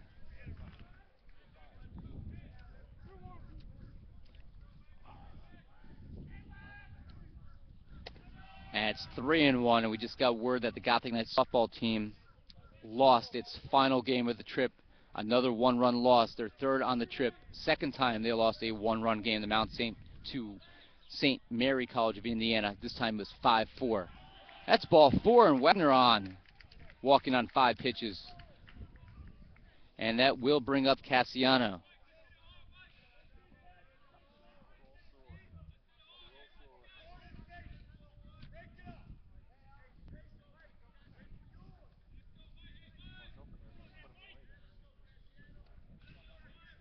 Wagner has not stolen a base this year. He's not incredibly fast, but he can run a little bit. Cassiano at the plate. First pitch skied to left center field, and settling underneath it and making the catch is Carminati, out number 1. Wagner back to first, and that will bring up Martucci trying to redeem himself. He's done great at the plate. He's 3 for 3. He's got 2 doubles and a single. 3 for 3. 1 run scored. He was thrown out at the plate. A 7-2 outfield assist from the left fielder Chifo. That came in the 4th inning.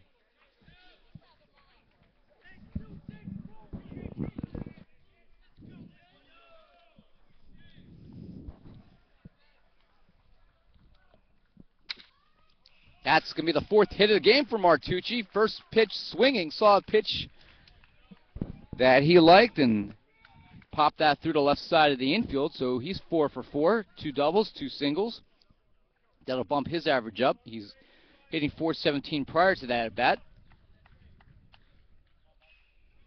With Wagner now at second base, that'll bring up Mike Patterson, who is 0 for 2 with a sac fly RBI in the 4th, now hitting .381 on the season.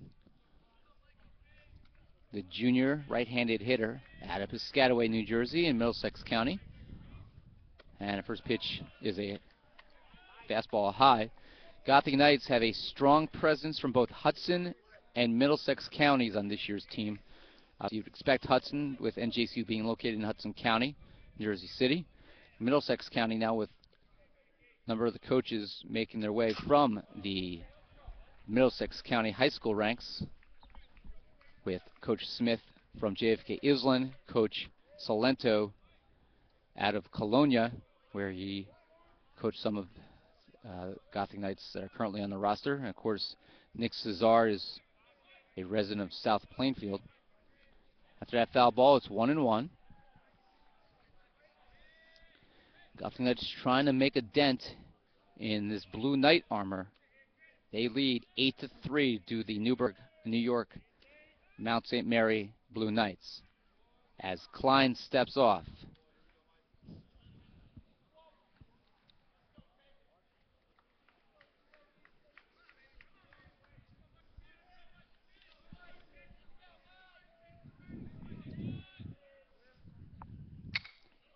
That's hit through the diving shortstop Maddock, and that will bring home Wagner with an RBI single. Diving in safely at second base is Patterson. And the Gothic Knights have cut it to 8-4, now 2 runners in scoring position.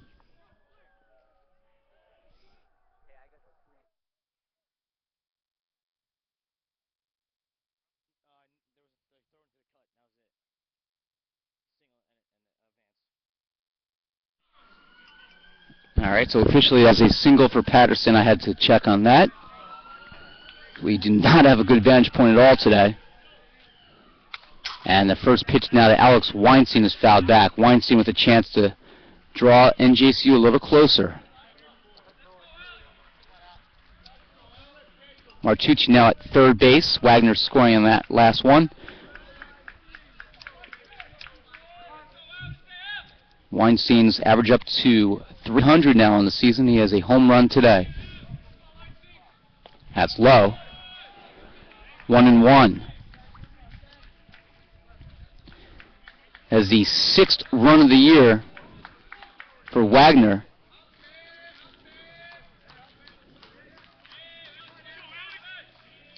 And he now leads the team in runs scored, despite only starting in 4 of these 6 games. Gothic Knights trying to draw closer. Swing and a miss by Weinstein. And it's 2-2 as he swung through that pitch.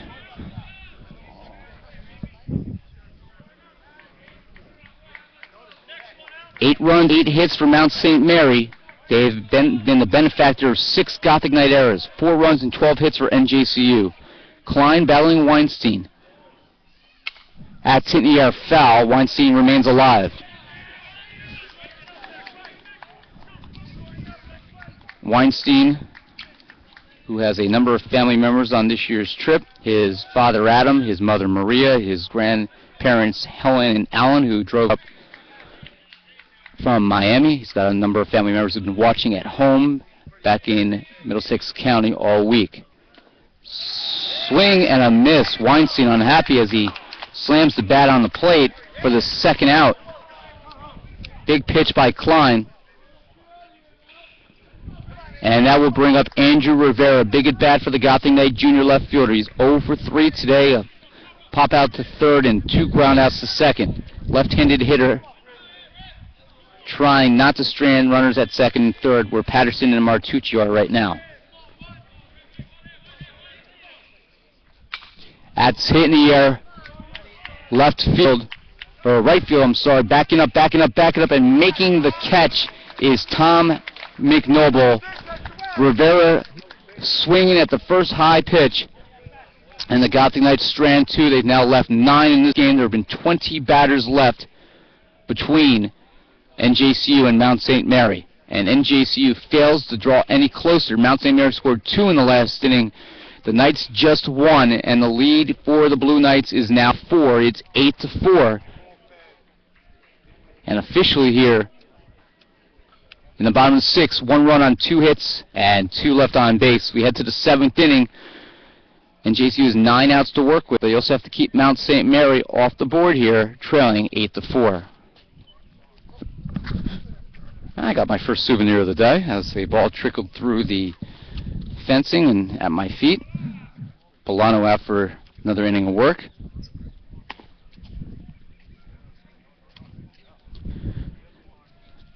Finish our conversation with Zach Markle. Talk a little bit about academics this inning here. Is Zach, as Nelson Maldonado is a math major. What drew you to an interest in mathematics as a major? I mean, ever since I was little, I always enjoyed math, and all that stuff, and I like it because, it's basically you solve it any way you can, and there's always one solution to it.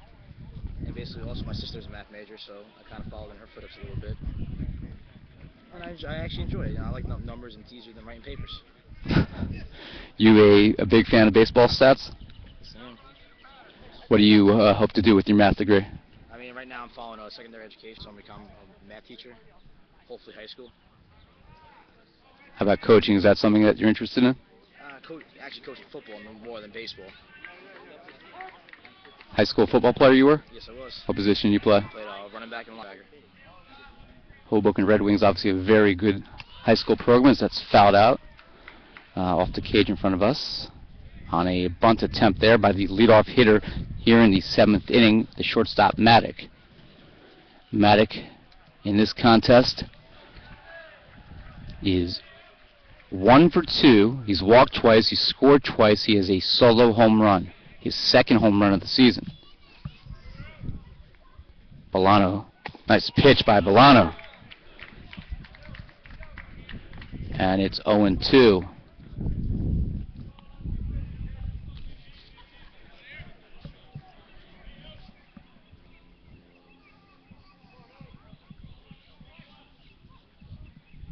That's in the dirt. Gets by Cassiano. 1 ball and 2 strikes.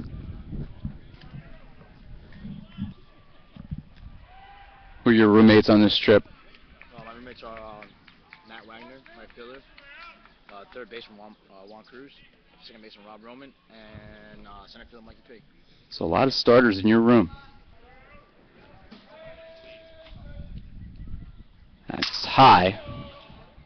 And the count is even at 2-2. We've asked this question to Delio Tino and also Wendell Rodriguez, but obviously, this big part of this trip is not just the baseball, but the bonding as teammates. How do you feel that that bonding experience helps really build the chemistry that you guys are going to take on the rest of the season? Well, absolutely. I mean, you can't have a baseball team of all 9 guys working as a unit, not just one person at a time. It's not like basketball, not like football, where you have one guy take over the game whenever you need it to be. So we need every guy who's starting on the bench in the bullpen, and even the coaches all be in the game to help us out. Because it's not an eye sport, it's more of a team sport. That's a check swing, and Maddock went around on that pitch that was high and at his shoulders. So a swinging strike by Maddock, one away here. And that will bring up the first baseman, Conroy. And pitches a ball. Conroy in today's game. Single and a run scored, unearned in the last inning when Mount St. Mary brought in 2 unearned runs. Reached on an error, he grounded into a double play, and he struck out.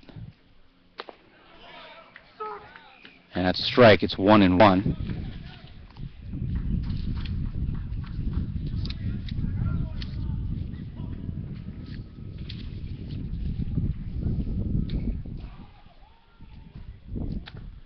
Curveball is high.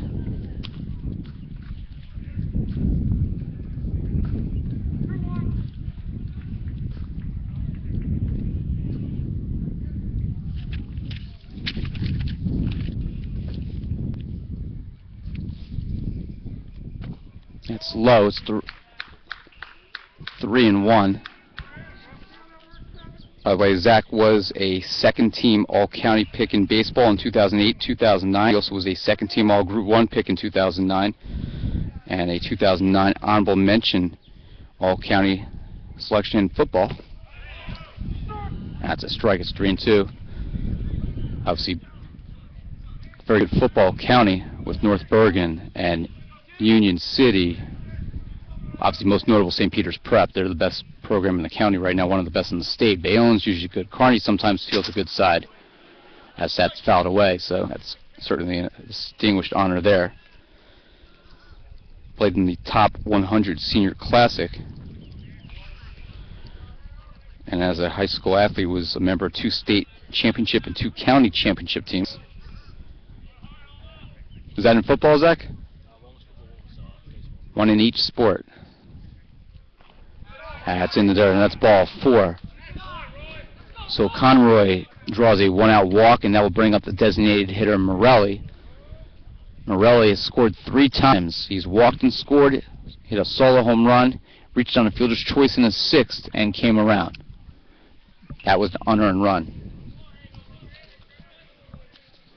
So look at your bio form here.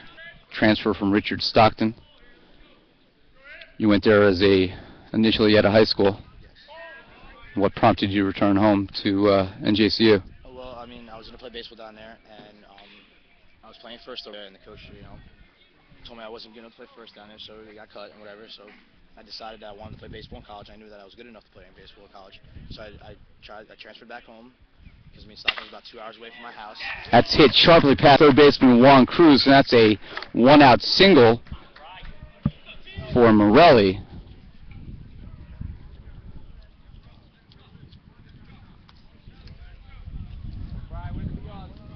So with 1 out, runners at first and second for Brian McNoble. McNoble in this one, he's got 1 hit. He's 1 for 4. He has scored once.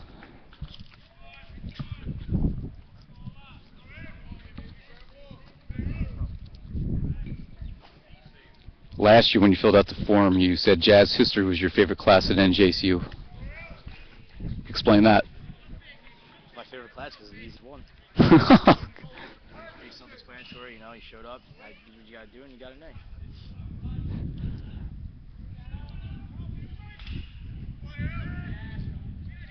I guess as a math major, when you have a lot of very difficult classes, every once in a while you like a class about music.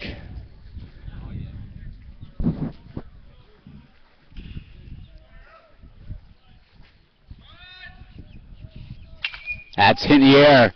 Right field, Wagner going back. He's going to have a play on it, and the runners are going to advance, or at least the second base runner will, as Wagner has a strong arm and was able to get that back in quickly to Roman.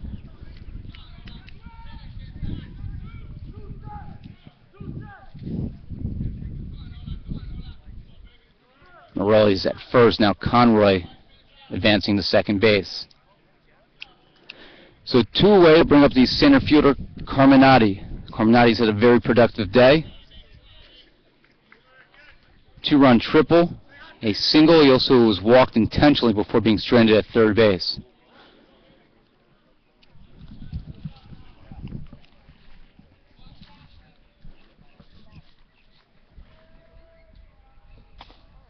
Curveball's high. Unless your grandfather Rich is your hero? He is.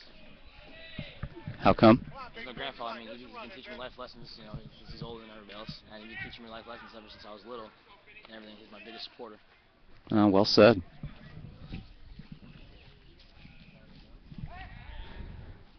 Milano steps off.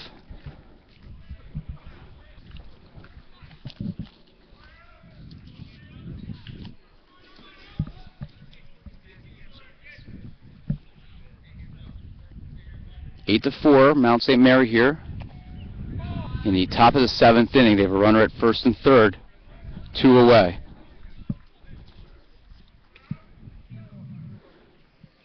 Giving NJCU catcher Mike Cassiano a moment to gather his composure as he was hit on the bounce by that ball in the dirt, as home plate umpire Jim Leiser dusts off home plate.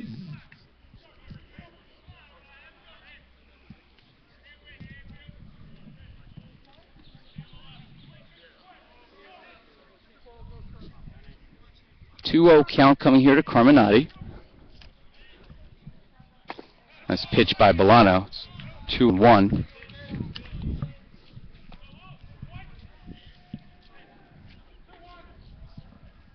Two outs here. The Gothic Knights trying to prevent any more damage being done.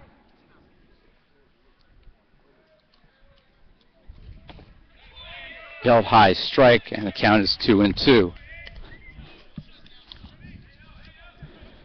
Mount St. Mary, 4 runs in the first, 1 in the third, 1 in the fourth, and 2 unearned runs in the sixth. The Knights with 2 runs in the first, 1 in the fourth, 1 in the sixth.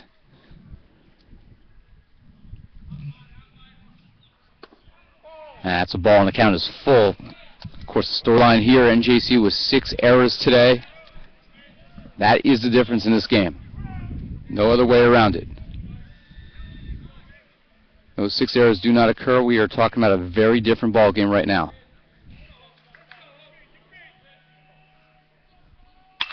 That's hit in the air. Deep but foul down the right field line.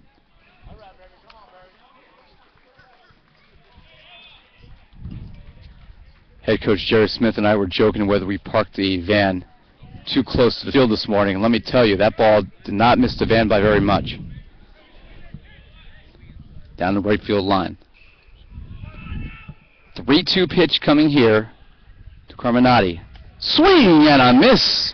Bolano with his first strikeout of Carminati. He also had struck out Maddock. Now 2 in the game for Bolano in about an inning and a third of relief. And that does end the top of the 7th inning, as NJCU now with 9 outs to work with, trying to get back to a game. They trail 8-4. However, here in the top of the 7th, 2 more runners left on for Mount St. Mary. They've stranded 13 today. 1 hit. And 7th inning stretch time. Stand up wherever you are. Stretch out. We got more Gothic Knight baseball coming up.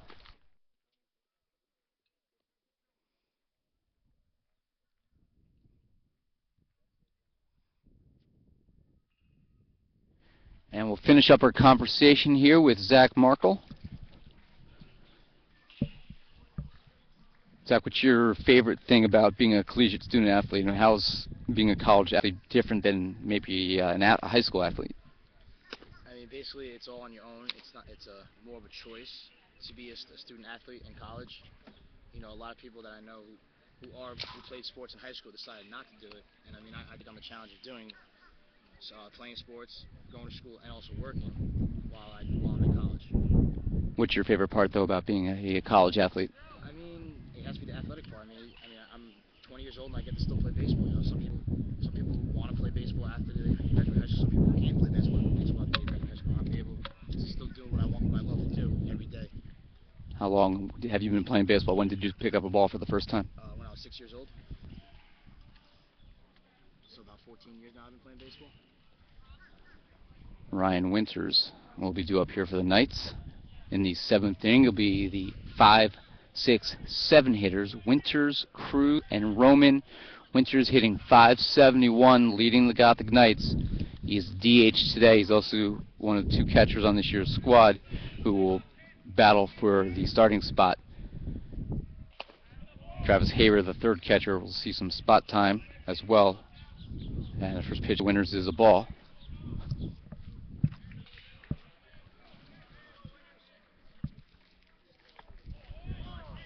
2-0. What is the biggest challenge that you face, Zach, being a student athlete? Obviously, you mentioned having to work, and obviously, math not being the easiest major, probably one of the more difficult majors you could possibly choose as a student athlete. The toughest thing is getting your homework done and finding actual relaxing time. I get no sleep anymore because I'm always on my feet and always moving from point A to point B to point C. But the hardest part is trying managing your time to get everything done within a decent hour of the day. 2-1 pitch to Winters. That's low. It's 3-1. 3 balls and a strike to Winters. Trying to get the Gothic Knights going here in the bottom of the 7th inning. They trail 8-4. That's high. Ball 4. So Winters on. Winters running down to first base. And that will bring up Juan Cruz, the Gothic Knight first baseman, who is 2 for 3 today with a pair of singles, 1 hit hard, 1 not as hard, but he'll take them both as his average has climbed now to 231, and he now has 3 hits in his last 4 at-bats after struggling to finally get his first collegiate hit. So starting to pick the bat up just a bit here.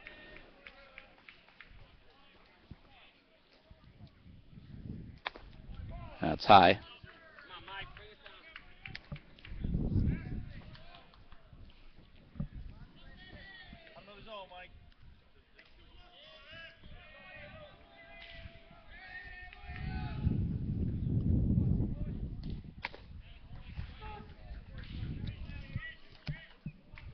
One ball and 1 strike. What's your favorite part of about New Jersey City University?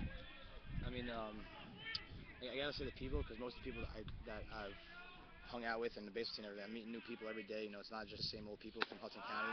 The school's starting to broaden the horizons of where they recruit and where kids are coming from in school. So I'm meeting a diverse group of people over there. It's a common answer we hear from a lot of our athletes. And definitely says a lot about the student experience at NJCU. Cruz fouls that one away. It remains 1-2.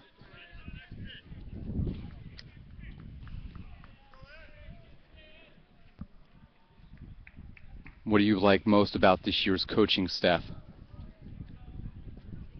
The attitude they bring to the game. They're very, very intense for a sport, baseball, that's not played intense. It's played more relaxed and cool, calm, and collected. But they bring a sense of urgency at all times, and they preach to us to take every game, every pitch by pitch in every game, and not look forward to the end result, but look at the next pitch, looking forward to win the battle.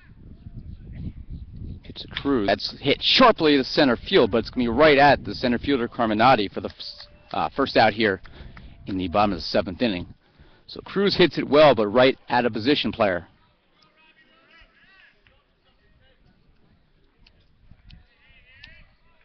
And that will bring up Rob Roman, averages at 238.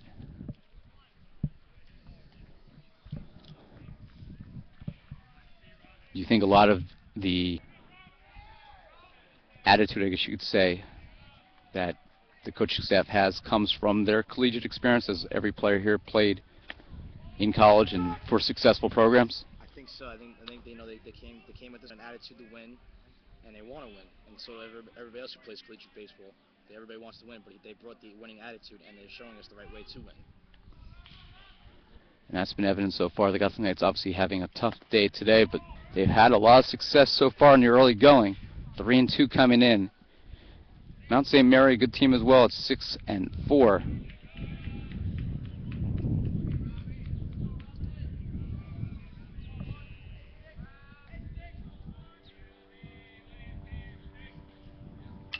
That's hit in the air.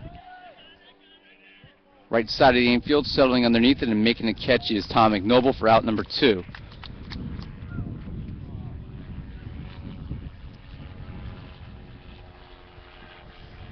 Two away, that brings up Wagner.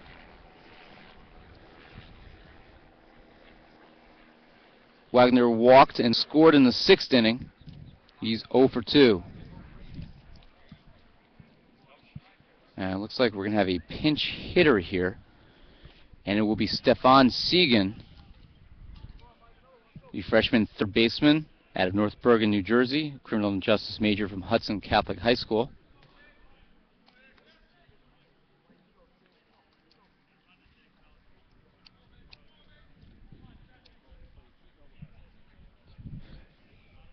One final question for Zach here after the Segan at bat. There's 2 away. Bottom of the 7th. The Gothic Knights trying to make up a 4-run deficit. They have a runner at first base in Ryan Winters, who drew a walk and continues to find ways to get on base.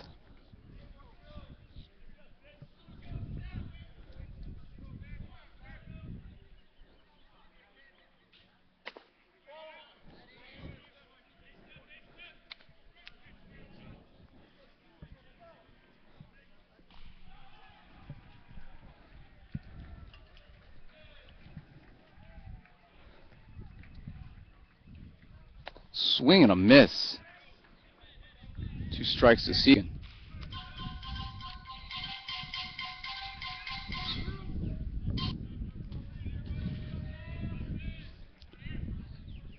One ball and 2 strikes.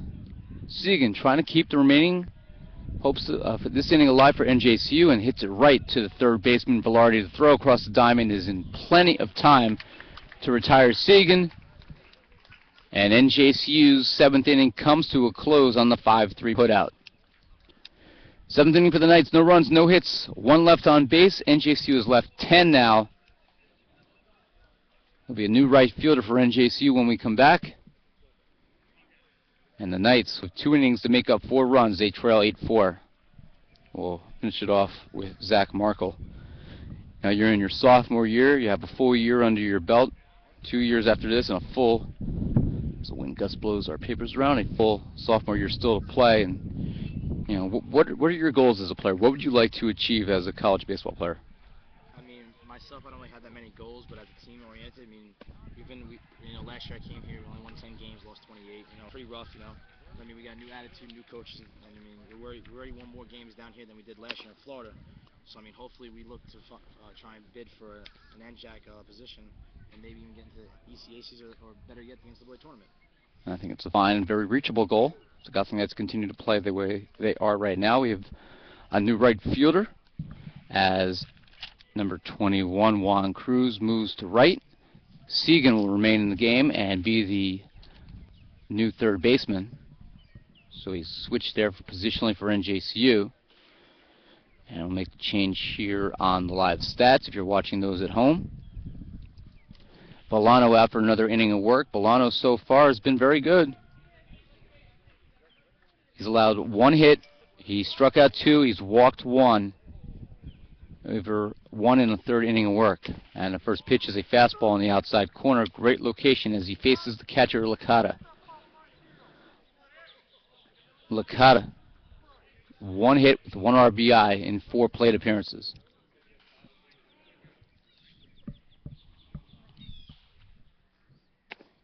That's off the plate. And our last question for Zach will be a little more lighthearted. Just what do you like to do for fun? When you're not playing, when you have a chance to relax, when your work is done academically, what do you like to do for fun?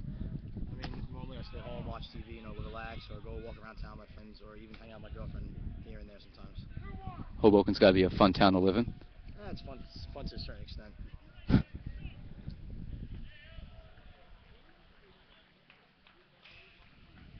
That's high.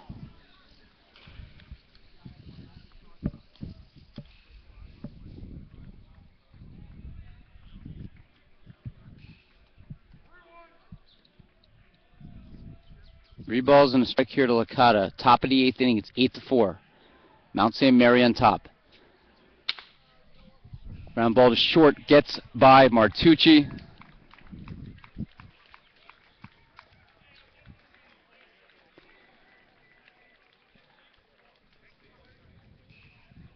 E6, you think?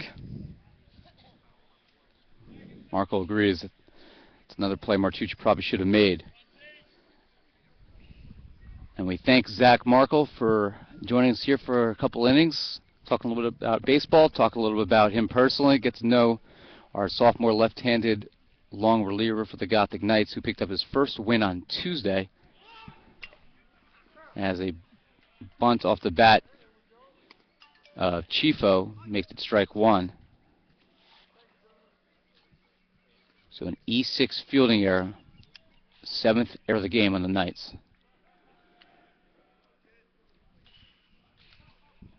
Second error on Martucci.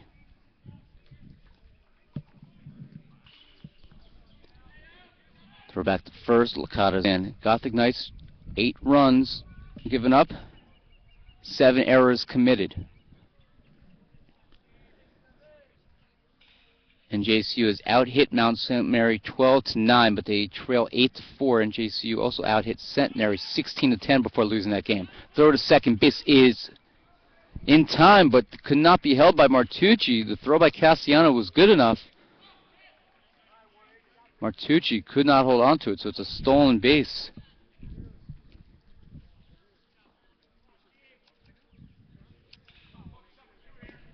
Two strikes, though, to Chifo.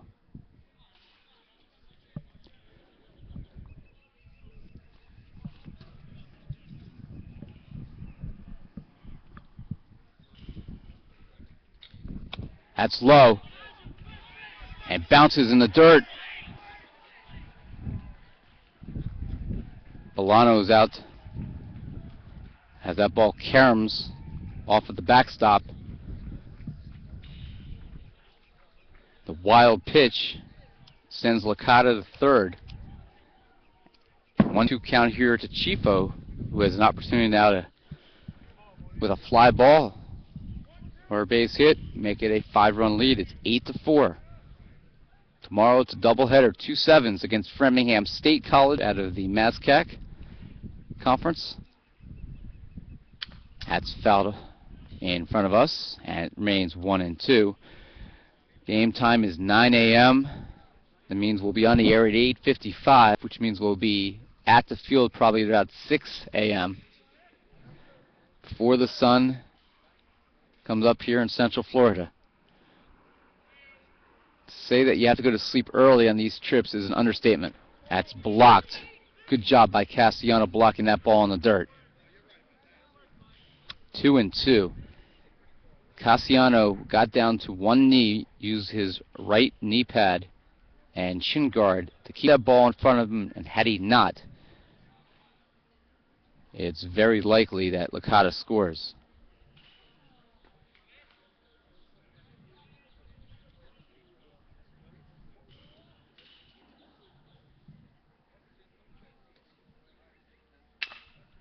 Hit to Cruz, Stefan Segan, I should say, the new third baseman. He looks Licata back, throws on to first base in plenty of time.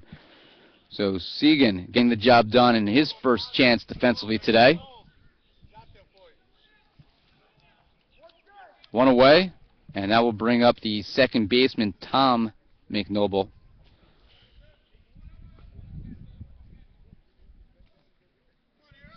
Number 9 hitter today. 1 for 3 with a walk and RBI.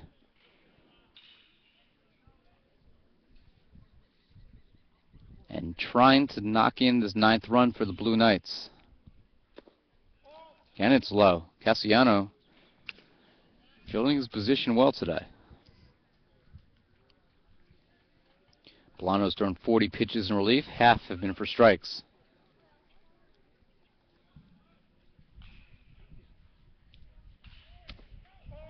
That is high. 2 balls and a strike.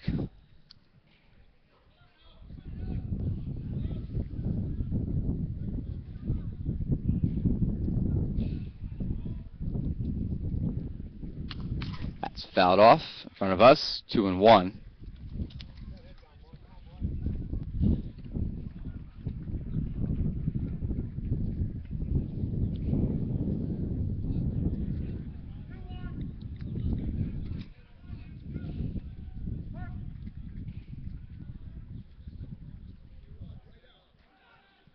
That's high.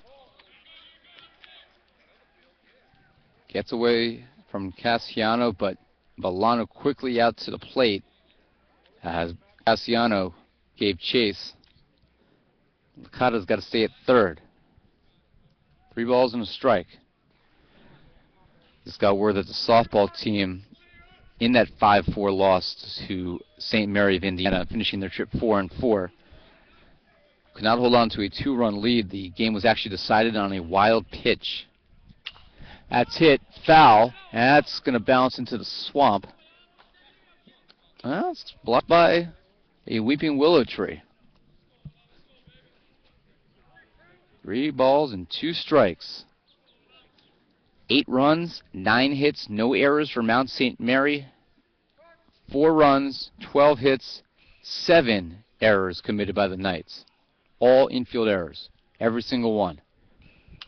That's fouled off again in front of us.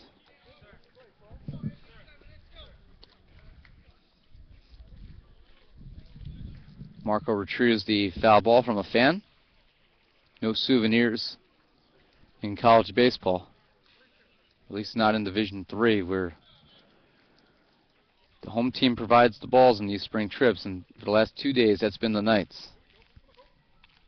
Swing and a miss, and a beautiful curveball by Bolano on the outside part of the plate. That is his 3rd strikeout. 2 away. Now we'll bring up Velarde.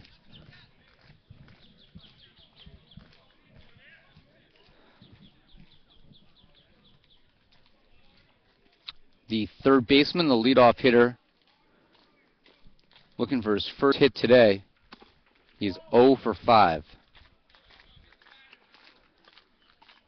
Flew out to center, flew out to the pitcher's mound, lined out to short, flew out to left, and lined out to third. Swing and a miss.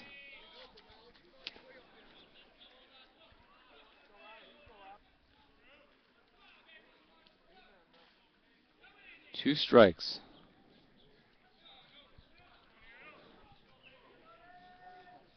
Bolano deals. That's high.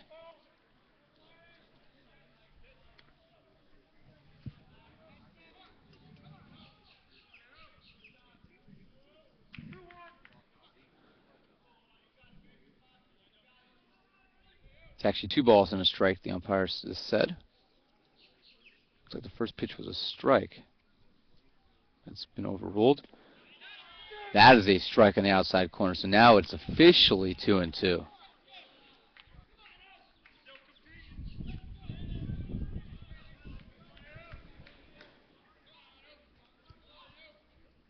'50th pitch that was for Bolano in relief. 26 strikes, but he's kept Mount St. Mary off the board so far.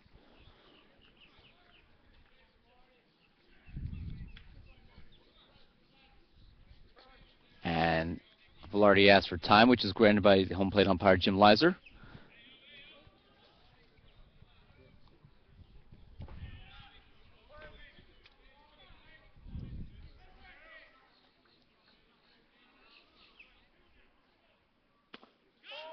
Off the plate, count is full with 2 away here in the 8th.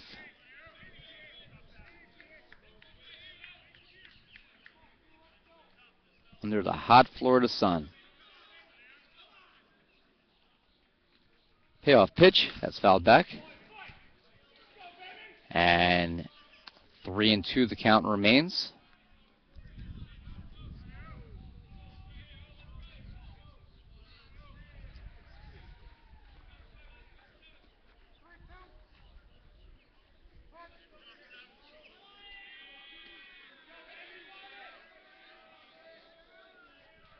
Three-two pitch, Grounder towards second. Roman is there. Plenty of time. Throws to first in time to retire Velarde. And the inning comes to a close as Bolano, yet another effective inning of relief. 4-3 ground out by Velarde ends the frame. Lacoste stranded at third base. He's the 14th runner left on base by Mount St. Mary today. And we head to the bottom of the 8th. No runs, no hits, one error, and one left. Gothic Knights will be coming up, and due up for NJCU will be Cassiano, Martucci, and Patterson. We'll be right back here on the Green and Gold Network.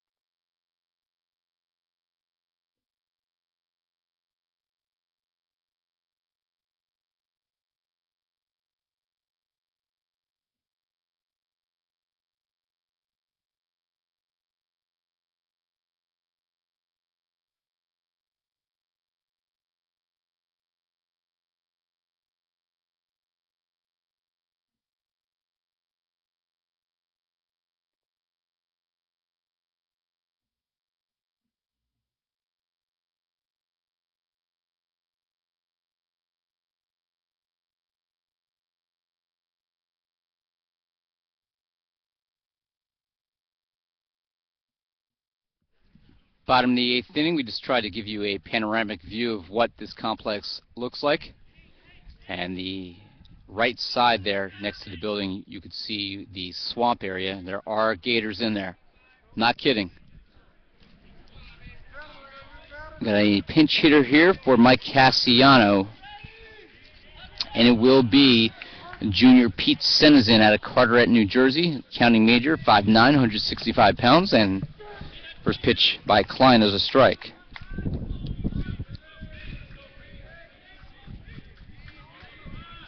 Means we'll have a new catcher. Likely that Winters will slide over and man the position. Bunt attempt here by Senizin will be an infield single, and Pete Senizin able to capitalize with his speed there. Drops down a perfect bunt and gets a leadoff bunt single.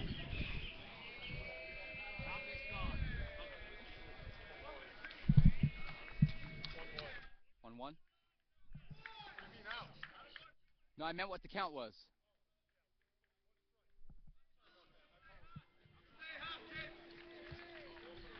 So a bunt single by Senizin on the one-strike count. And back to the top of the order, that will bring up Martucci, who is 4 for 4. 2 singles, 2 doubles. For Senizin, that's his first hit as a Gothic Knight in 4 plate appearances.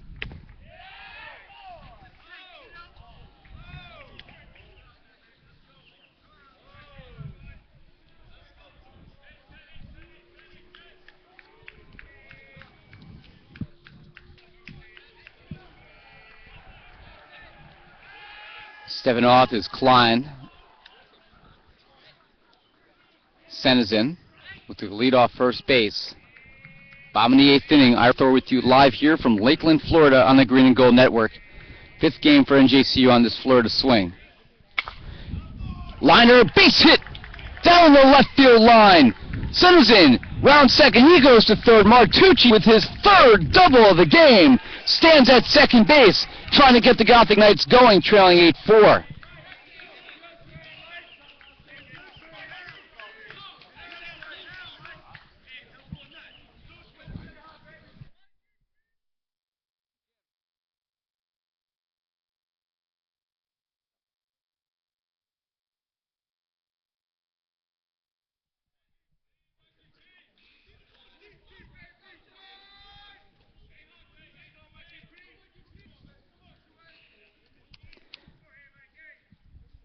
And with nobody out, that'll bring up Patterson. Martucci now with 3 extra base hits, all doubles today.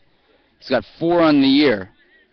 And he's really bumped his average up, now 5 for 5.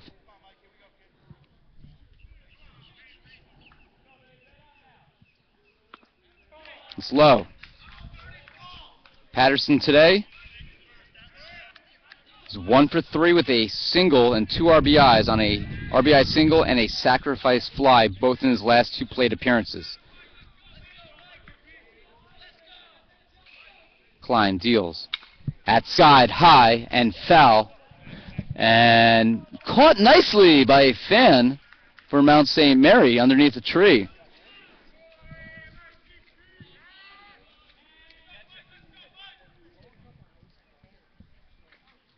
Home plate umpire Jim Leiser needs a few more baseballs as one is returned to the field of play.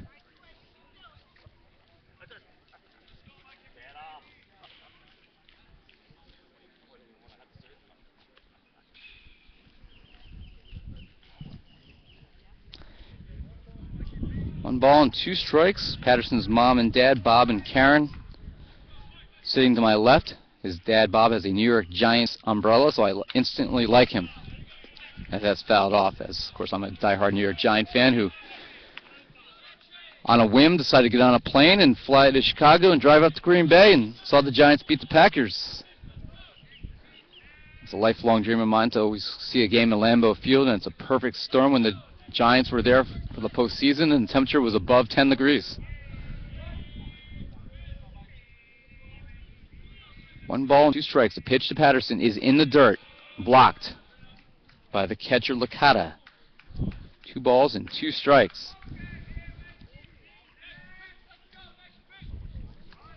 I thought about the Super Bowl, but that price tag of $1,500 for a cheap seat kind of scared me off.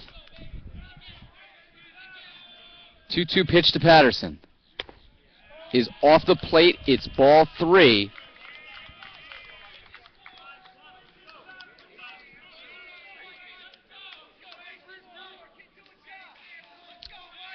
A ball would load the bases with Weinstein, already has homered today, due up next.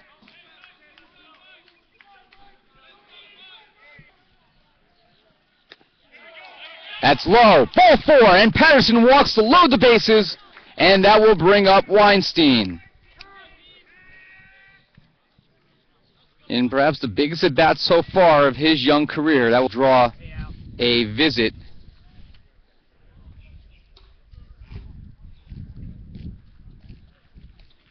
from one of the Mount St. Mary coaches. Number 38 is not listed on the roster. So, by process of elimination, unless one of the other coaches has switched numbers, it's either Trevor Purcell or Frank Snyder.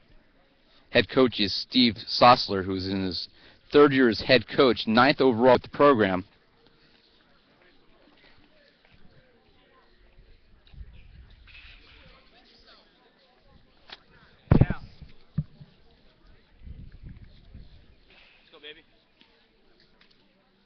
Mount St. Mary's 6-4 this year.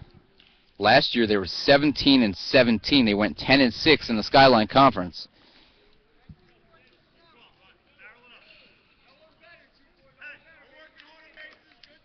Klein, who entered the game with a 23.14 ERA in 2 relief appearances, but just 2 1/3 innings of work. He had given up 6 earned runs and 6 hits. Weinstein. Bases are full of Gothic Knights, and NJCU trailing 8-4. That's popped foul. And bounces in front of a few Mount St. Mary fans. That ball hung in the air for a long time.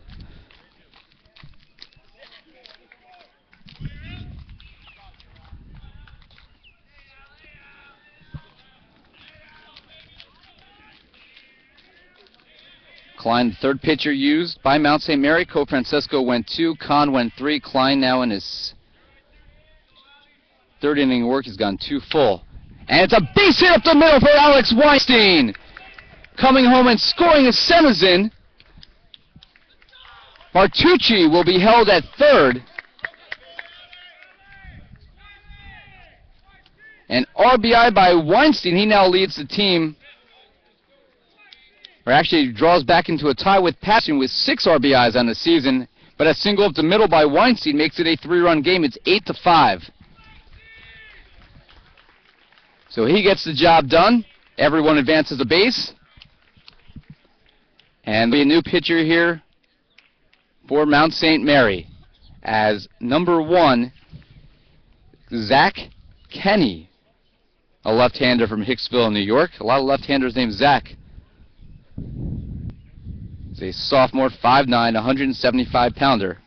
Comes in relief, and this is a save situation here in the 8th inning.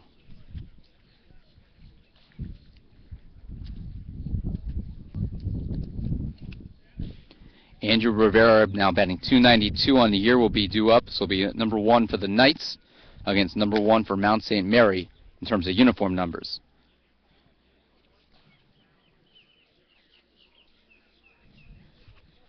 Based on the stats I have here, this will be Kenny's first appearance of the 2012 season. Take a look at his numbers from a year ago.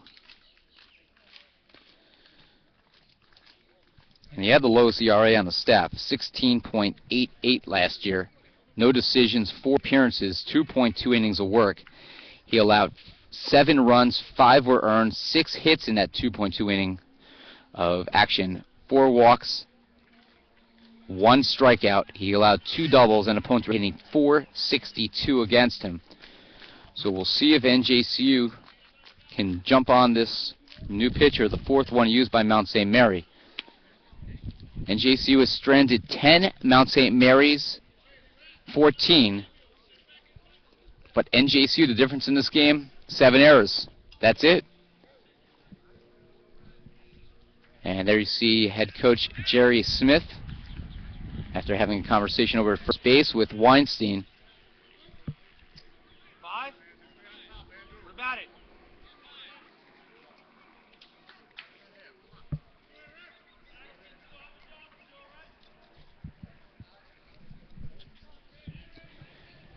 Thanks out to Zach for adjusting the scoreboard here. Doing stats and broadcasting is trying to remember to do a third thing is not as easy as it seems. So Andrew Rivera at the plate, the junior from Edison, New Jersey. His mom and dad are both here, and would love to see their son with a big hit here. That's low. A walk is just as good, especially with Winters coming up, who's been a contact hitter all year. Standing to my left is his father, Roberto. His mom, Maribel, also here. That's high, and it's 2-0. Martucci's at third, Patterson's at second, Weinstein is at first. Martucci with his 3rd double of the game. He's 5 for 5. Patterson walked. Weinstein with a single and an RBI. Scores 8-5. The pitch. That's fouled off to our left. 2 balls and a strike.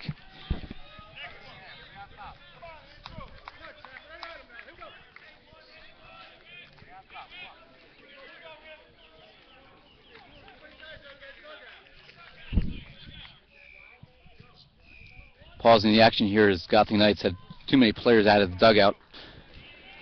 And JCU amped up here, trailing by 3 in the bottom of the 8th inning. Trying to get a little closer with Rivera at the plate. Swing and a miss at the fastball that was over the heart of the plate. 2-2. Winters in the on-deck circle. He has 2 hits and 3 plate appearances with a walk today. Swing and a miss. Rivera goes down swinging for the first out. 1 away, and that will bring up Winters. That's a big out for Mount St. Mary. Winters, who is currently the DH, but you expect him to stay in and catch now. Puts his hands in the dirt to try to get a better grip on the bat. He does not wear batting gloves.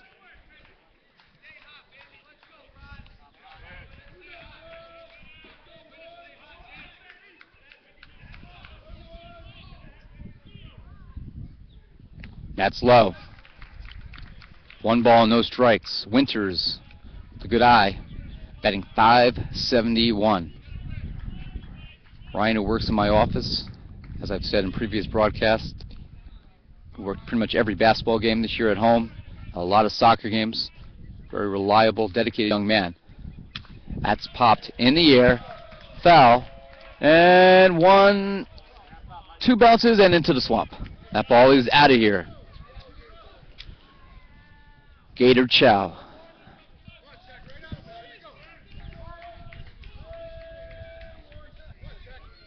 Bases are loaded for Winters. 1-1 pitch coming in the dirt. That was actually blocked by the feet of Licata. 2-1. Kenny to Winters.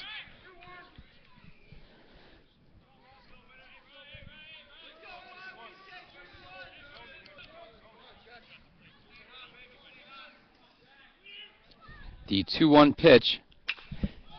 In the air. Shallow right field. Coming in quickly. It might fall, and it does for a bloop single for Ryan Winters. Everyone advances. Martucci scores from third, and the Gothic Knights have cut this lead to 2. It's 8-6, a bloop RBI singles by Ryan Winters, who kind of shrugs at the first base dugout like, I'll take it. Not what he intended to do. He's tried to make contact and drive the ball, and sometimes you have to get breaks in baseball, and he did there as it fell in front of the right fielder McNoble, and the second baseman McNoble really into no man's land.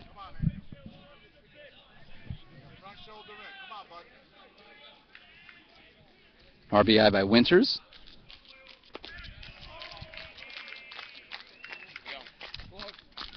And the right fielder Cruz is up now with 1 out. He's hitting .214.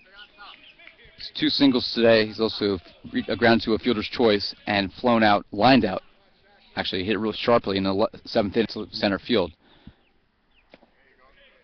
That's a strike.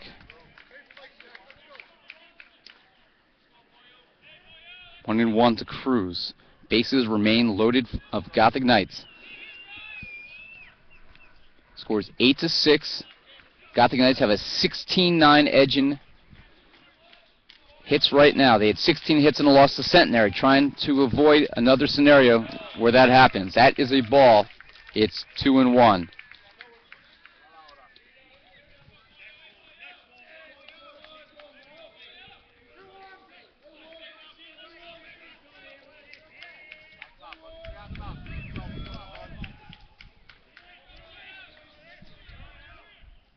Two-one pitch.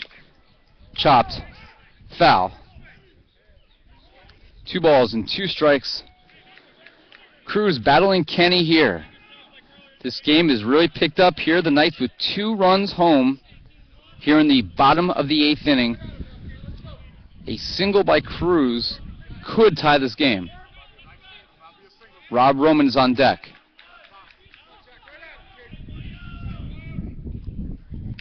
That's fouled off again. Cruz staying alive. Looks like that was a curveball there. Potentially a changeup.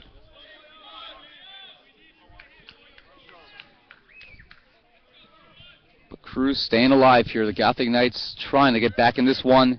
A game that is now over 3 hours old.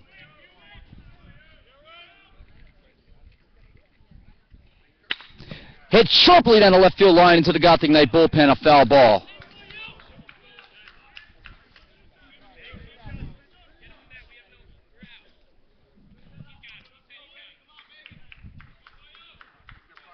A lot of nervous energy in that Gothic Knight dugout.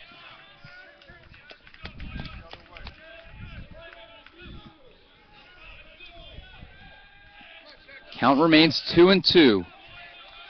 Bases loaded. Kenny deals. In the air! Left field. And going back and over the head! Over the head of the left fielder, Chito. That'll score Patterson. Here comes Weinstein with a tying run. And the Gothic Knights with 4 runs home. Here in the bottom of the 8th inning, a double by Juan Cruz, his first career extra base hit. And the Gothic Knights have tied it at 8. That ball just seemed to carry. For a moment there, it looked like Chifo may have a play on it. Got a late start on it and just continued to carry. And 2 hopped off the wall. Winters goes to third, and the Gothic Knights have the tying run with 1 out.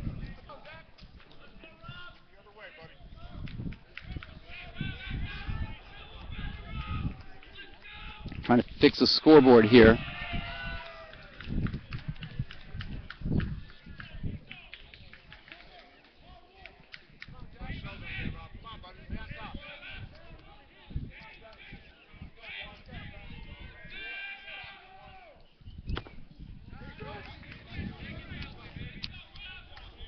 So Rob Roman now at the plate for the Gothic Knights.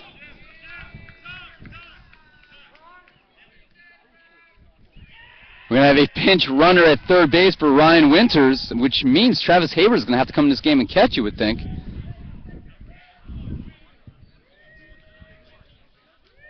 Roman, by the way, in this game is 0 for 4, 3 groundouts and an infield pop-up.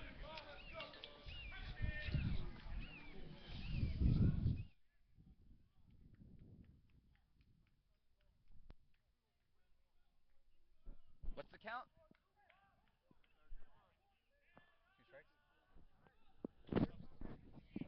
So Delio Coutinho is the pinch runner at third base, standing 90 feet away. He actually pinch ran yesterday for the first time.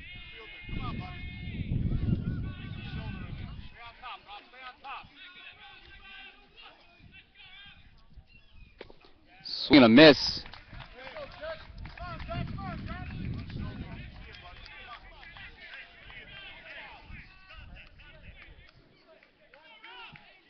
One ball and 2 strikes here to Roman.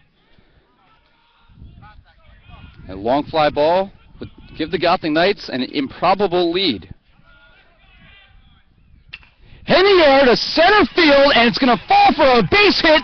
Coutinho comes home, and the Gothic Knights with 5 runs home. Now a 6th as Cruz slides home safely, and the Gothic Knights have taken a 10-8 lead. Wow, 6 runs home here in the bottom of inning number 8. As a 2-run single for Rob Roman, who was hitting just .227 before that single to give the Gothic Knights a 10-8 lead.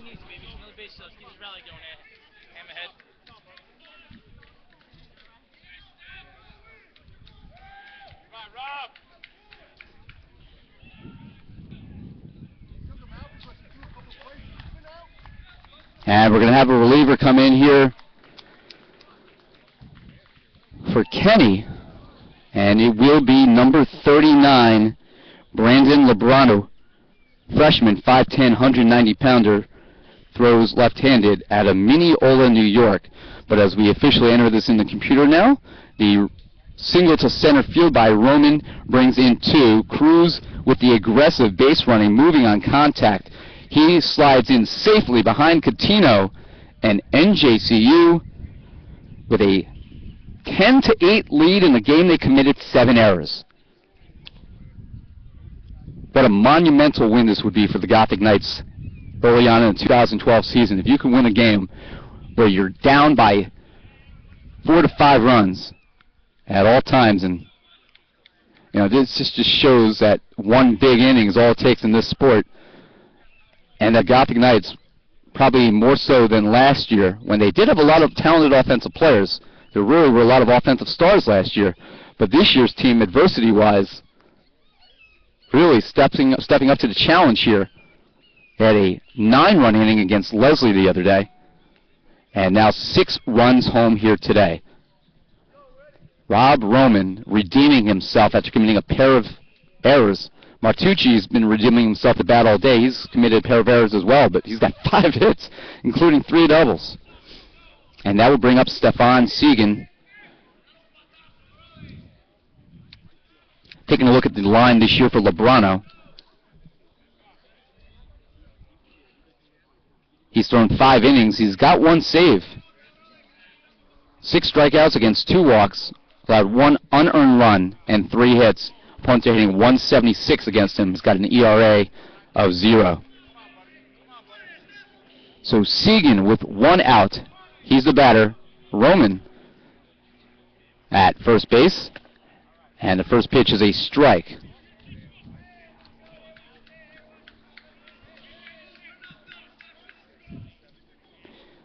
Kenny, 1/3 of an inning, allowed 2 earned runs, 3 hits. Klein, though, right now is on the short side of this decision should NJCU hold on.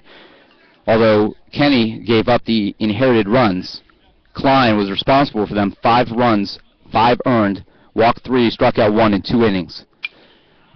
Pop straight up by Segan. It's going to have a chance to be caught, and it is by Licata in foul territory.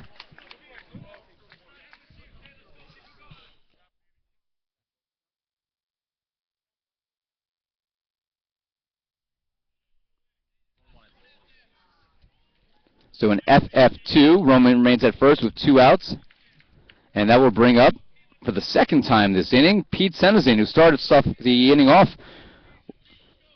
with a infield bunt single. It's amazing how small ball can get a huge inning going.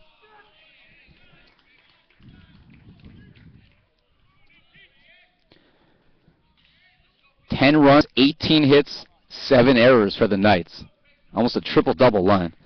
8 runs, 9 hits, no errors for Mount St. Mary. And Senezin ducks and gets out of the way as he calls time, and the pitch comes anyway.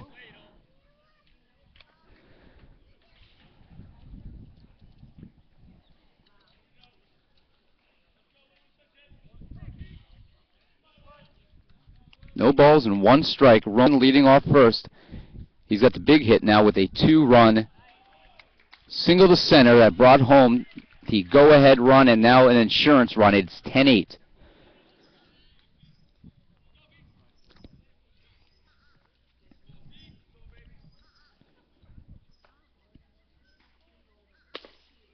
Just off the plate. Did not miss by much, but it was probably about 6 inches wide of home plate. 1 ball and 2 strikes.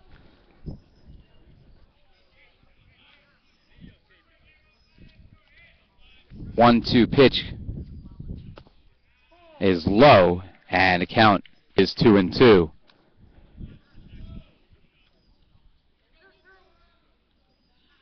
NJCU with 6 hits this inning, 2 doubles, 6 runs. They lead 10-8.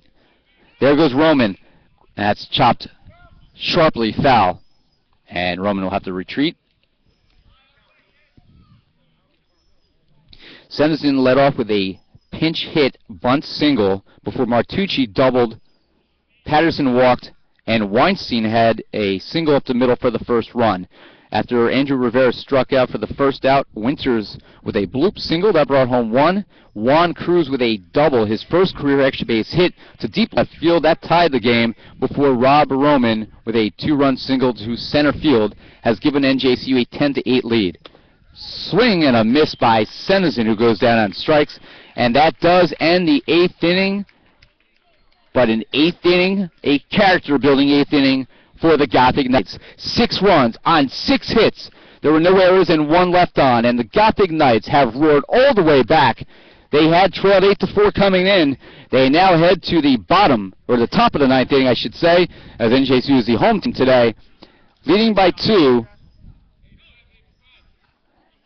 And Wendell Rodriguez is on in relief with a save opportunity. Orlando Bolano is now the pitcher of record for the Gothic Knights. Travis Haber, the new catcher for NJCU.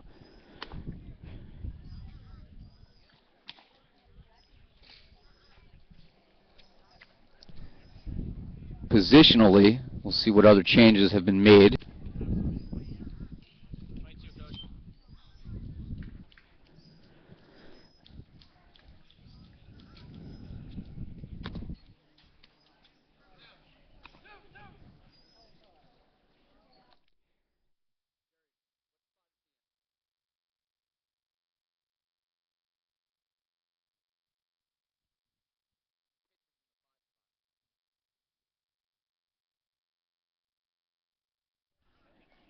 Okay, now officially what's going to happen with The new pitcher, Wendell Rodriguez, coming in. Wendell is now in the 5 spot. The Gothic Knights lose the DH. And Haber catching now, second appearance of the year behind the plate in relief.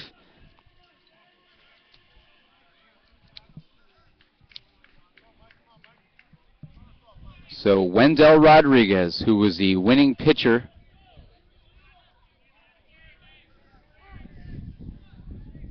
on Monday.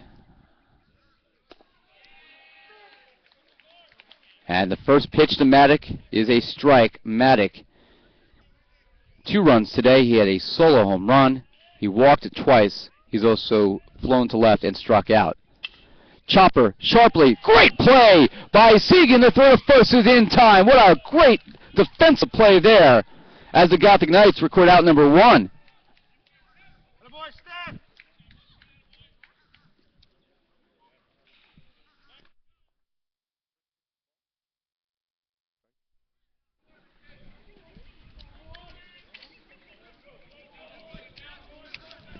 That'll bring up Conroy.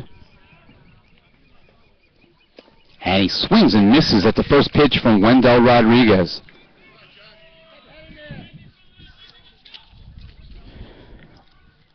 Wendell was the winning pitcher against Rhode Island on Monday. That's a ball. And while that was probably the most, like you said, I guess you could say dominant win on the trip, especially considering the fact that it was against the defending Little East Conference champions, Rhode Island College. Arguably on paper, the best team NJCU will face in this trip. I mean, when you're done 8-4 and you could come out with 6 runs in the bottom of the 8th to take the lead, if NJCU can hold on to this, what a confidence booster this would be. That's hit foul.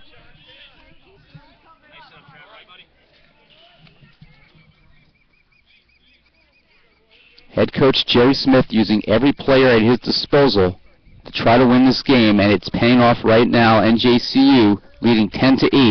They have a 2-1 edge in hits, 18-9. Chopper foul in front of the Mount St. Mary dugout, and it's still 1-2.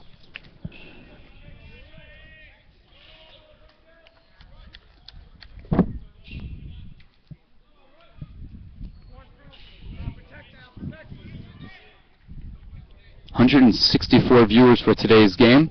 We hope you have enjoyed what you've seen. That's hit foul, and remaining alive, here's Conroy.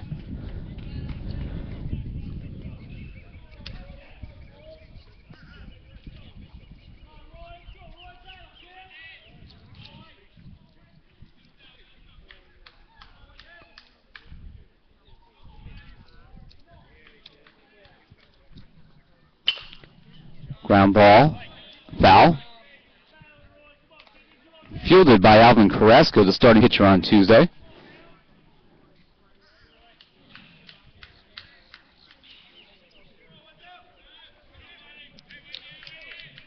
And once again, it'll be Wendell Rodriguez in his bullpen pitching day. Swing and a foul tip. Conroy remains alive. That's a tough one for Haber to hold on to, as that was foul tipped. Wendell Rodriguez, for those who are curious, has never had a save. Now in his junior year with the Gothic Knights. Lives in Jersey City, New Jersey, hometown of Ponce, Puerto Rico. That's a ball as low. It's 2-2. Did a nice interview with Wendell on Tuesday while Markle was on the mound. And Markle today is our videographer helping us out. Ground ball. It's going to be through the right side of the infield. That's a base hit for Conroy.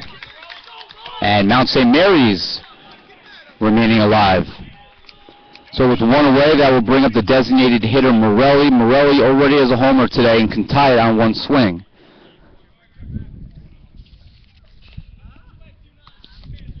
Morelli has 2 hits, 3 runs scored. Officially 3 for 5. 3 for 4, I should say, because there was a walk in there.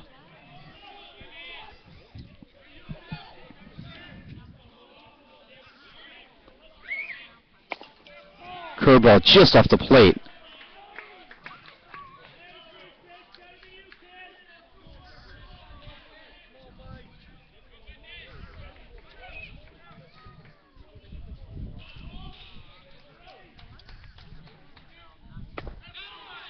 It's on the inside corner. Wendell Rodriguez with location there. 1-1. 14 pitches so far in relief here in the ninth for Wendell Rodriguez. 1 rod, 11 strikes. I'm probably the only one who calls him that, but I'm hoping it sticks. Perfect pitch that time by Rodriguez. And he's ahead 1-2. If you just tuned in, NJCU trailed in this game 4-2, 5-2, 6-3, 8-3 before a run in the bottom of the sixth and 6, trailing 8-4 in the bottom of the eighth. That's fouled off to our right. Really remains alive.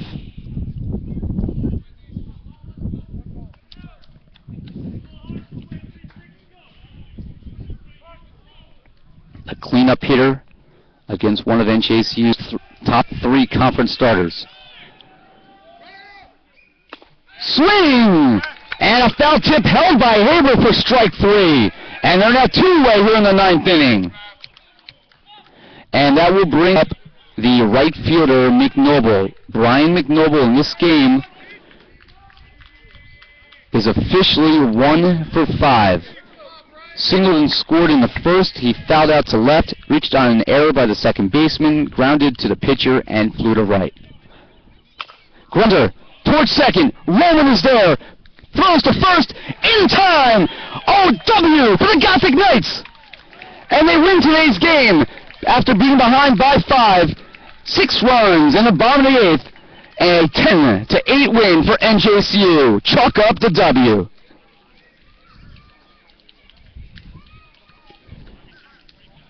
And we lose Zach Markham momentarily as he goes out to exchange high fives with the rest of his teammates. And why not? NJCU with a quality character building come from behind win today as a 4-3 ground out ends it. And NJCU wins today's game 10-8. For Mount St. Mary in the 9th. No runs, 1 hit, 1 left on.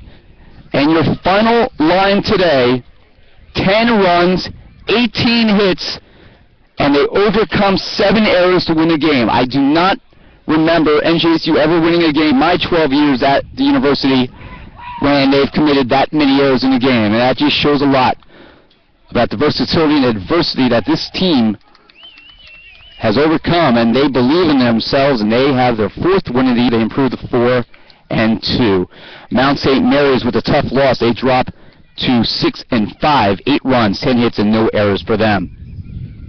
The winning pitcher today, Orlando Bolano, his first career performance on the mound, and he got the job done. Bolano, 2.1 innings of work. He did not allow a run, 1 hit. He struck out 3, walked 1. Gets Nelson Maldonado off hook. Maldonado allowed 5 earned runs, 8 total. Struck out 3, walked 5. Did not have his best stuff, but was not helped out by his defense. And Wendell Rodriguez, his first career save, 1 inning, allowed just 1 hit. He struck out 1, and he faced 4 batters as the Gothic Knights win their 4th game of this trip. They improved to 4-1 in Florida. We're going to see if we can move the Garrity Complex to Central Florida for the rest of this season as NJCU improves to 4-2. Losing pitcher is Mike Klein. The number 3 of 5 pitchers used for Mount St. Mary. In innings allowed 5 runs, 5 hits, walked 3, and struck out 1. We take a look at the offensive line for NJCU. Just an all-around good game as NJCU with 18 hits today. Mike Martucci had 2 errors, but he made up for it at the plate. 5 for 5, 3 doubles, 2 runs scored. He was one of 4 players with at least 3 hits in this game. Alex Weinstein, 3 for 4, 3 RBIs, 2 runs scored. His first career home run. Winters was 3 for 4 with an RBI. Juan Cruz was 3 for 5 with 2 RBIs. A game-tying double and a run scored. Rob Roman was only 1 for 5, but he had the biggest hit of all. He 2-run single that scored the 9th and 10th runs. NJCU also got 2 RBIs from Mike Patterson, 1 on a single and 1 on a sacrifice fly. NJCU did not steal a base in a game for the first time this year, but it didn't matter. Offensively for Mount St. Mary's as the sun starts to fade behind the clouds here. And we will turn the camera to left field so you can see the Gothic Knights and head coach Jerry Smith.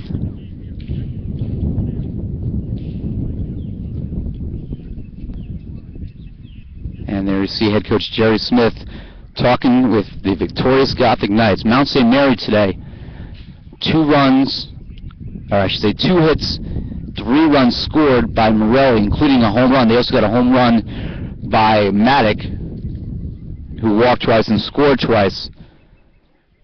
And Carminati was 2 for 4 with a triple, 2 RBIs and a run scored. But those are the only players from Mount St. Mary's with multiple hits. And NJCU with the victory today. Mount St. Mary left 15 batters on base. NJCU with 11 runners stranded. But they are your winning team today by a score of 10-8. So as we wrap it up, we remind you that this is game 5 of 6 on this year, 5 of 8 on this year's trip, and NJCU will be back in action tomorrow, 9 a.m. folks. Yep, that means we're getting up early. We'll be getting up probably at 5:30 a.m. on the road by 6. We'll be moving to Lake Bonny Park in Auburndale, Florida, and NJCU will take on Framingham State in 2 games, 9 a.m.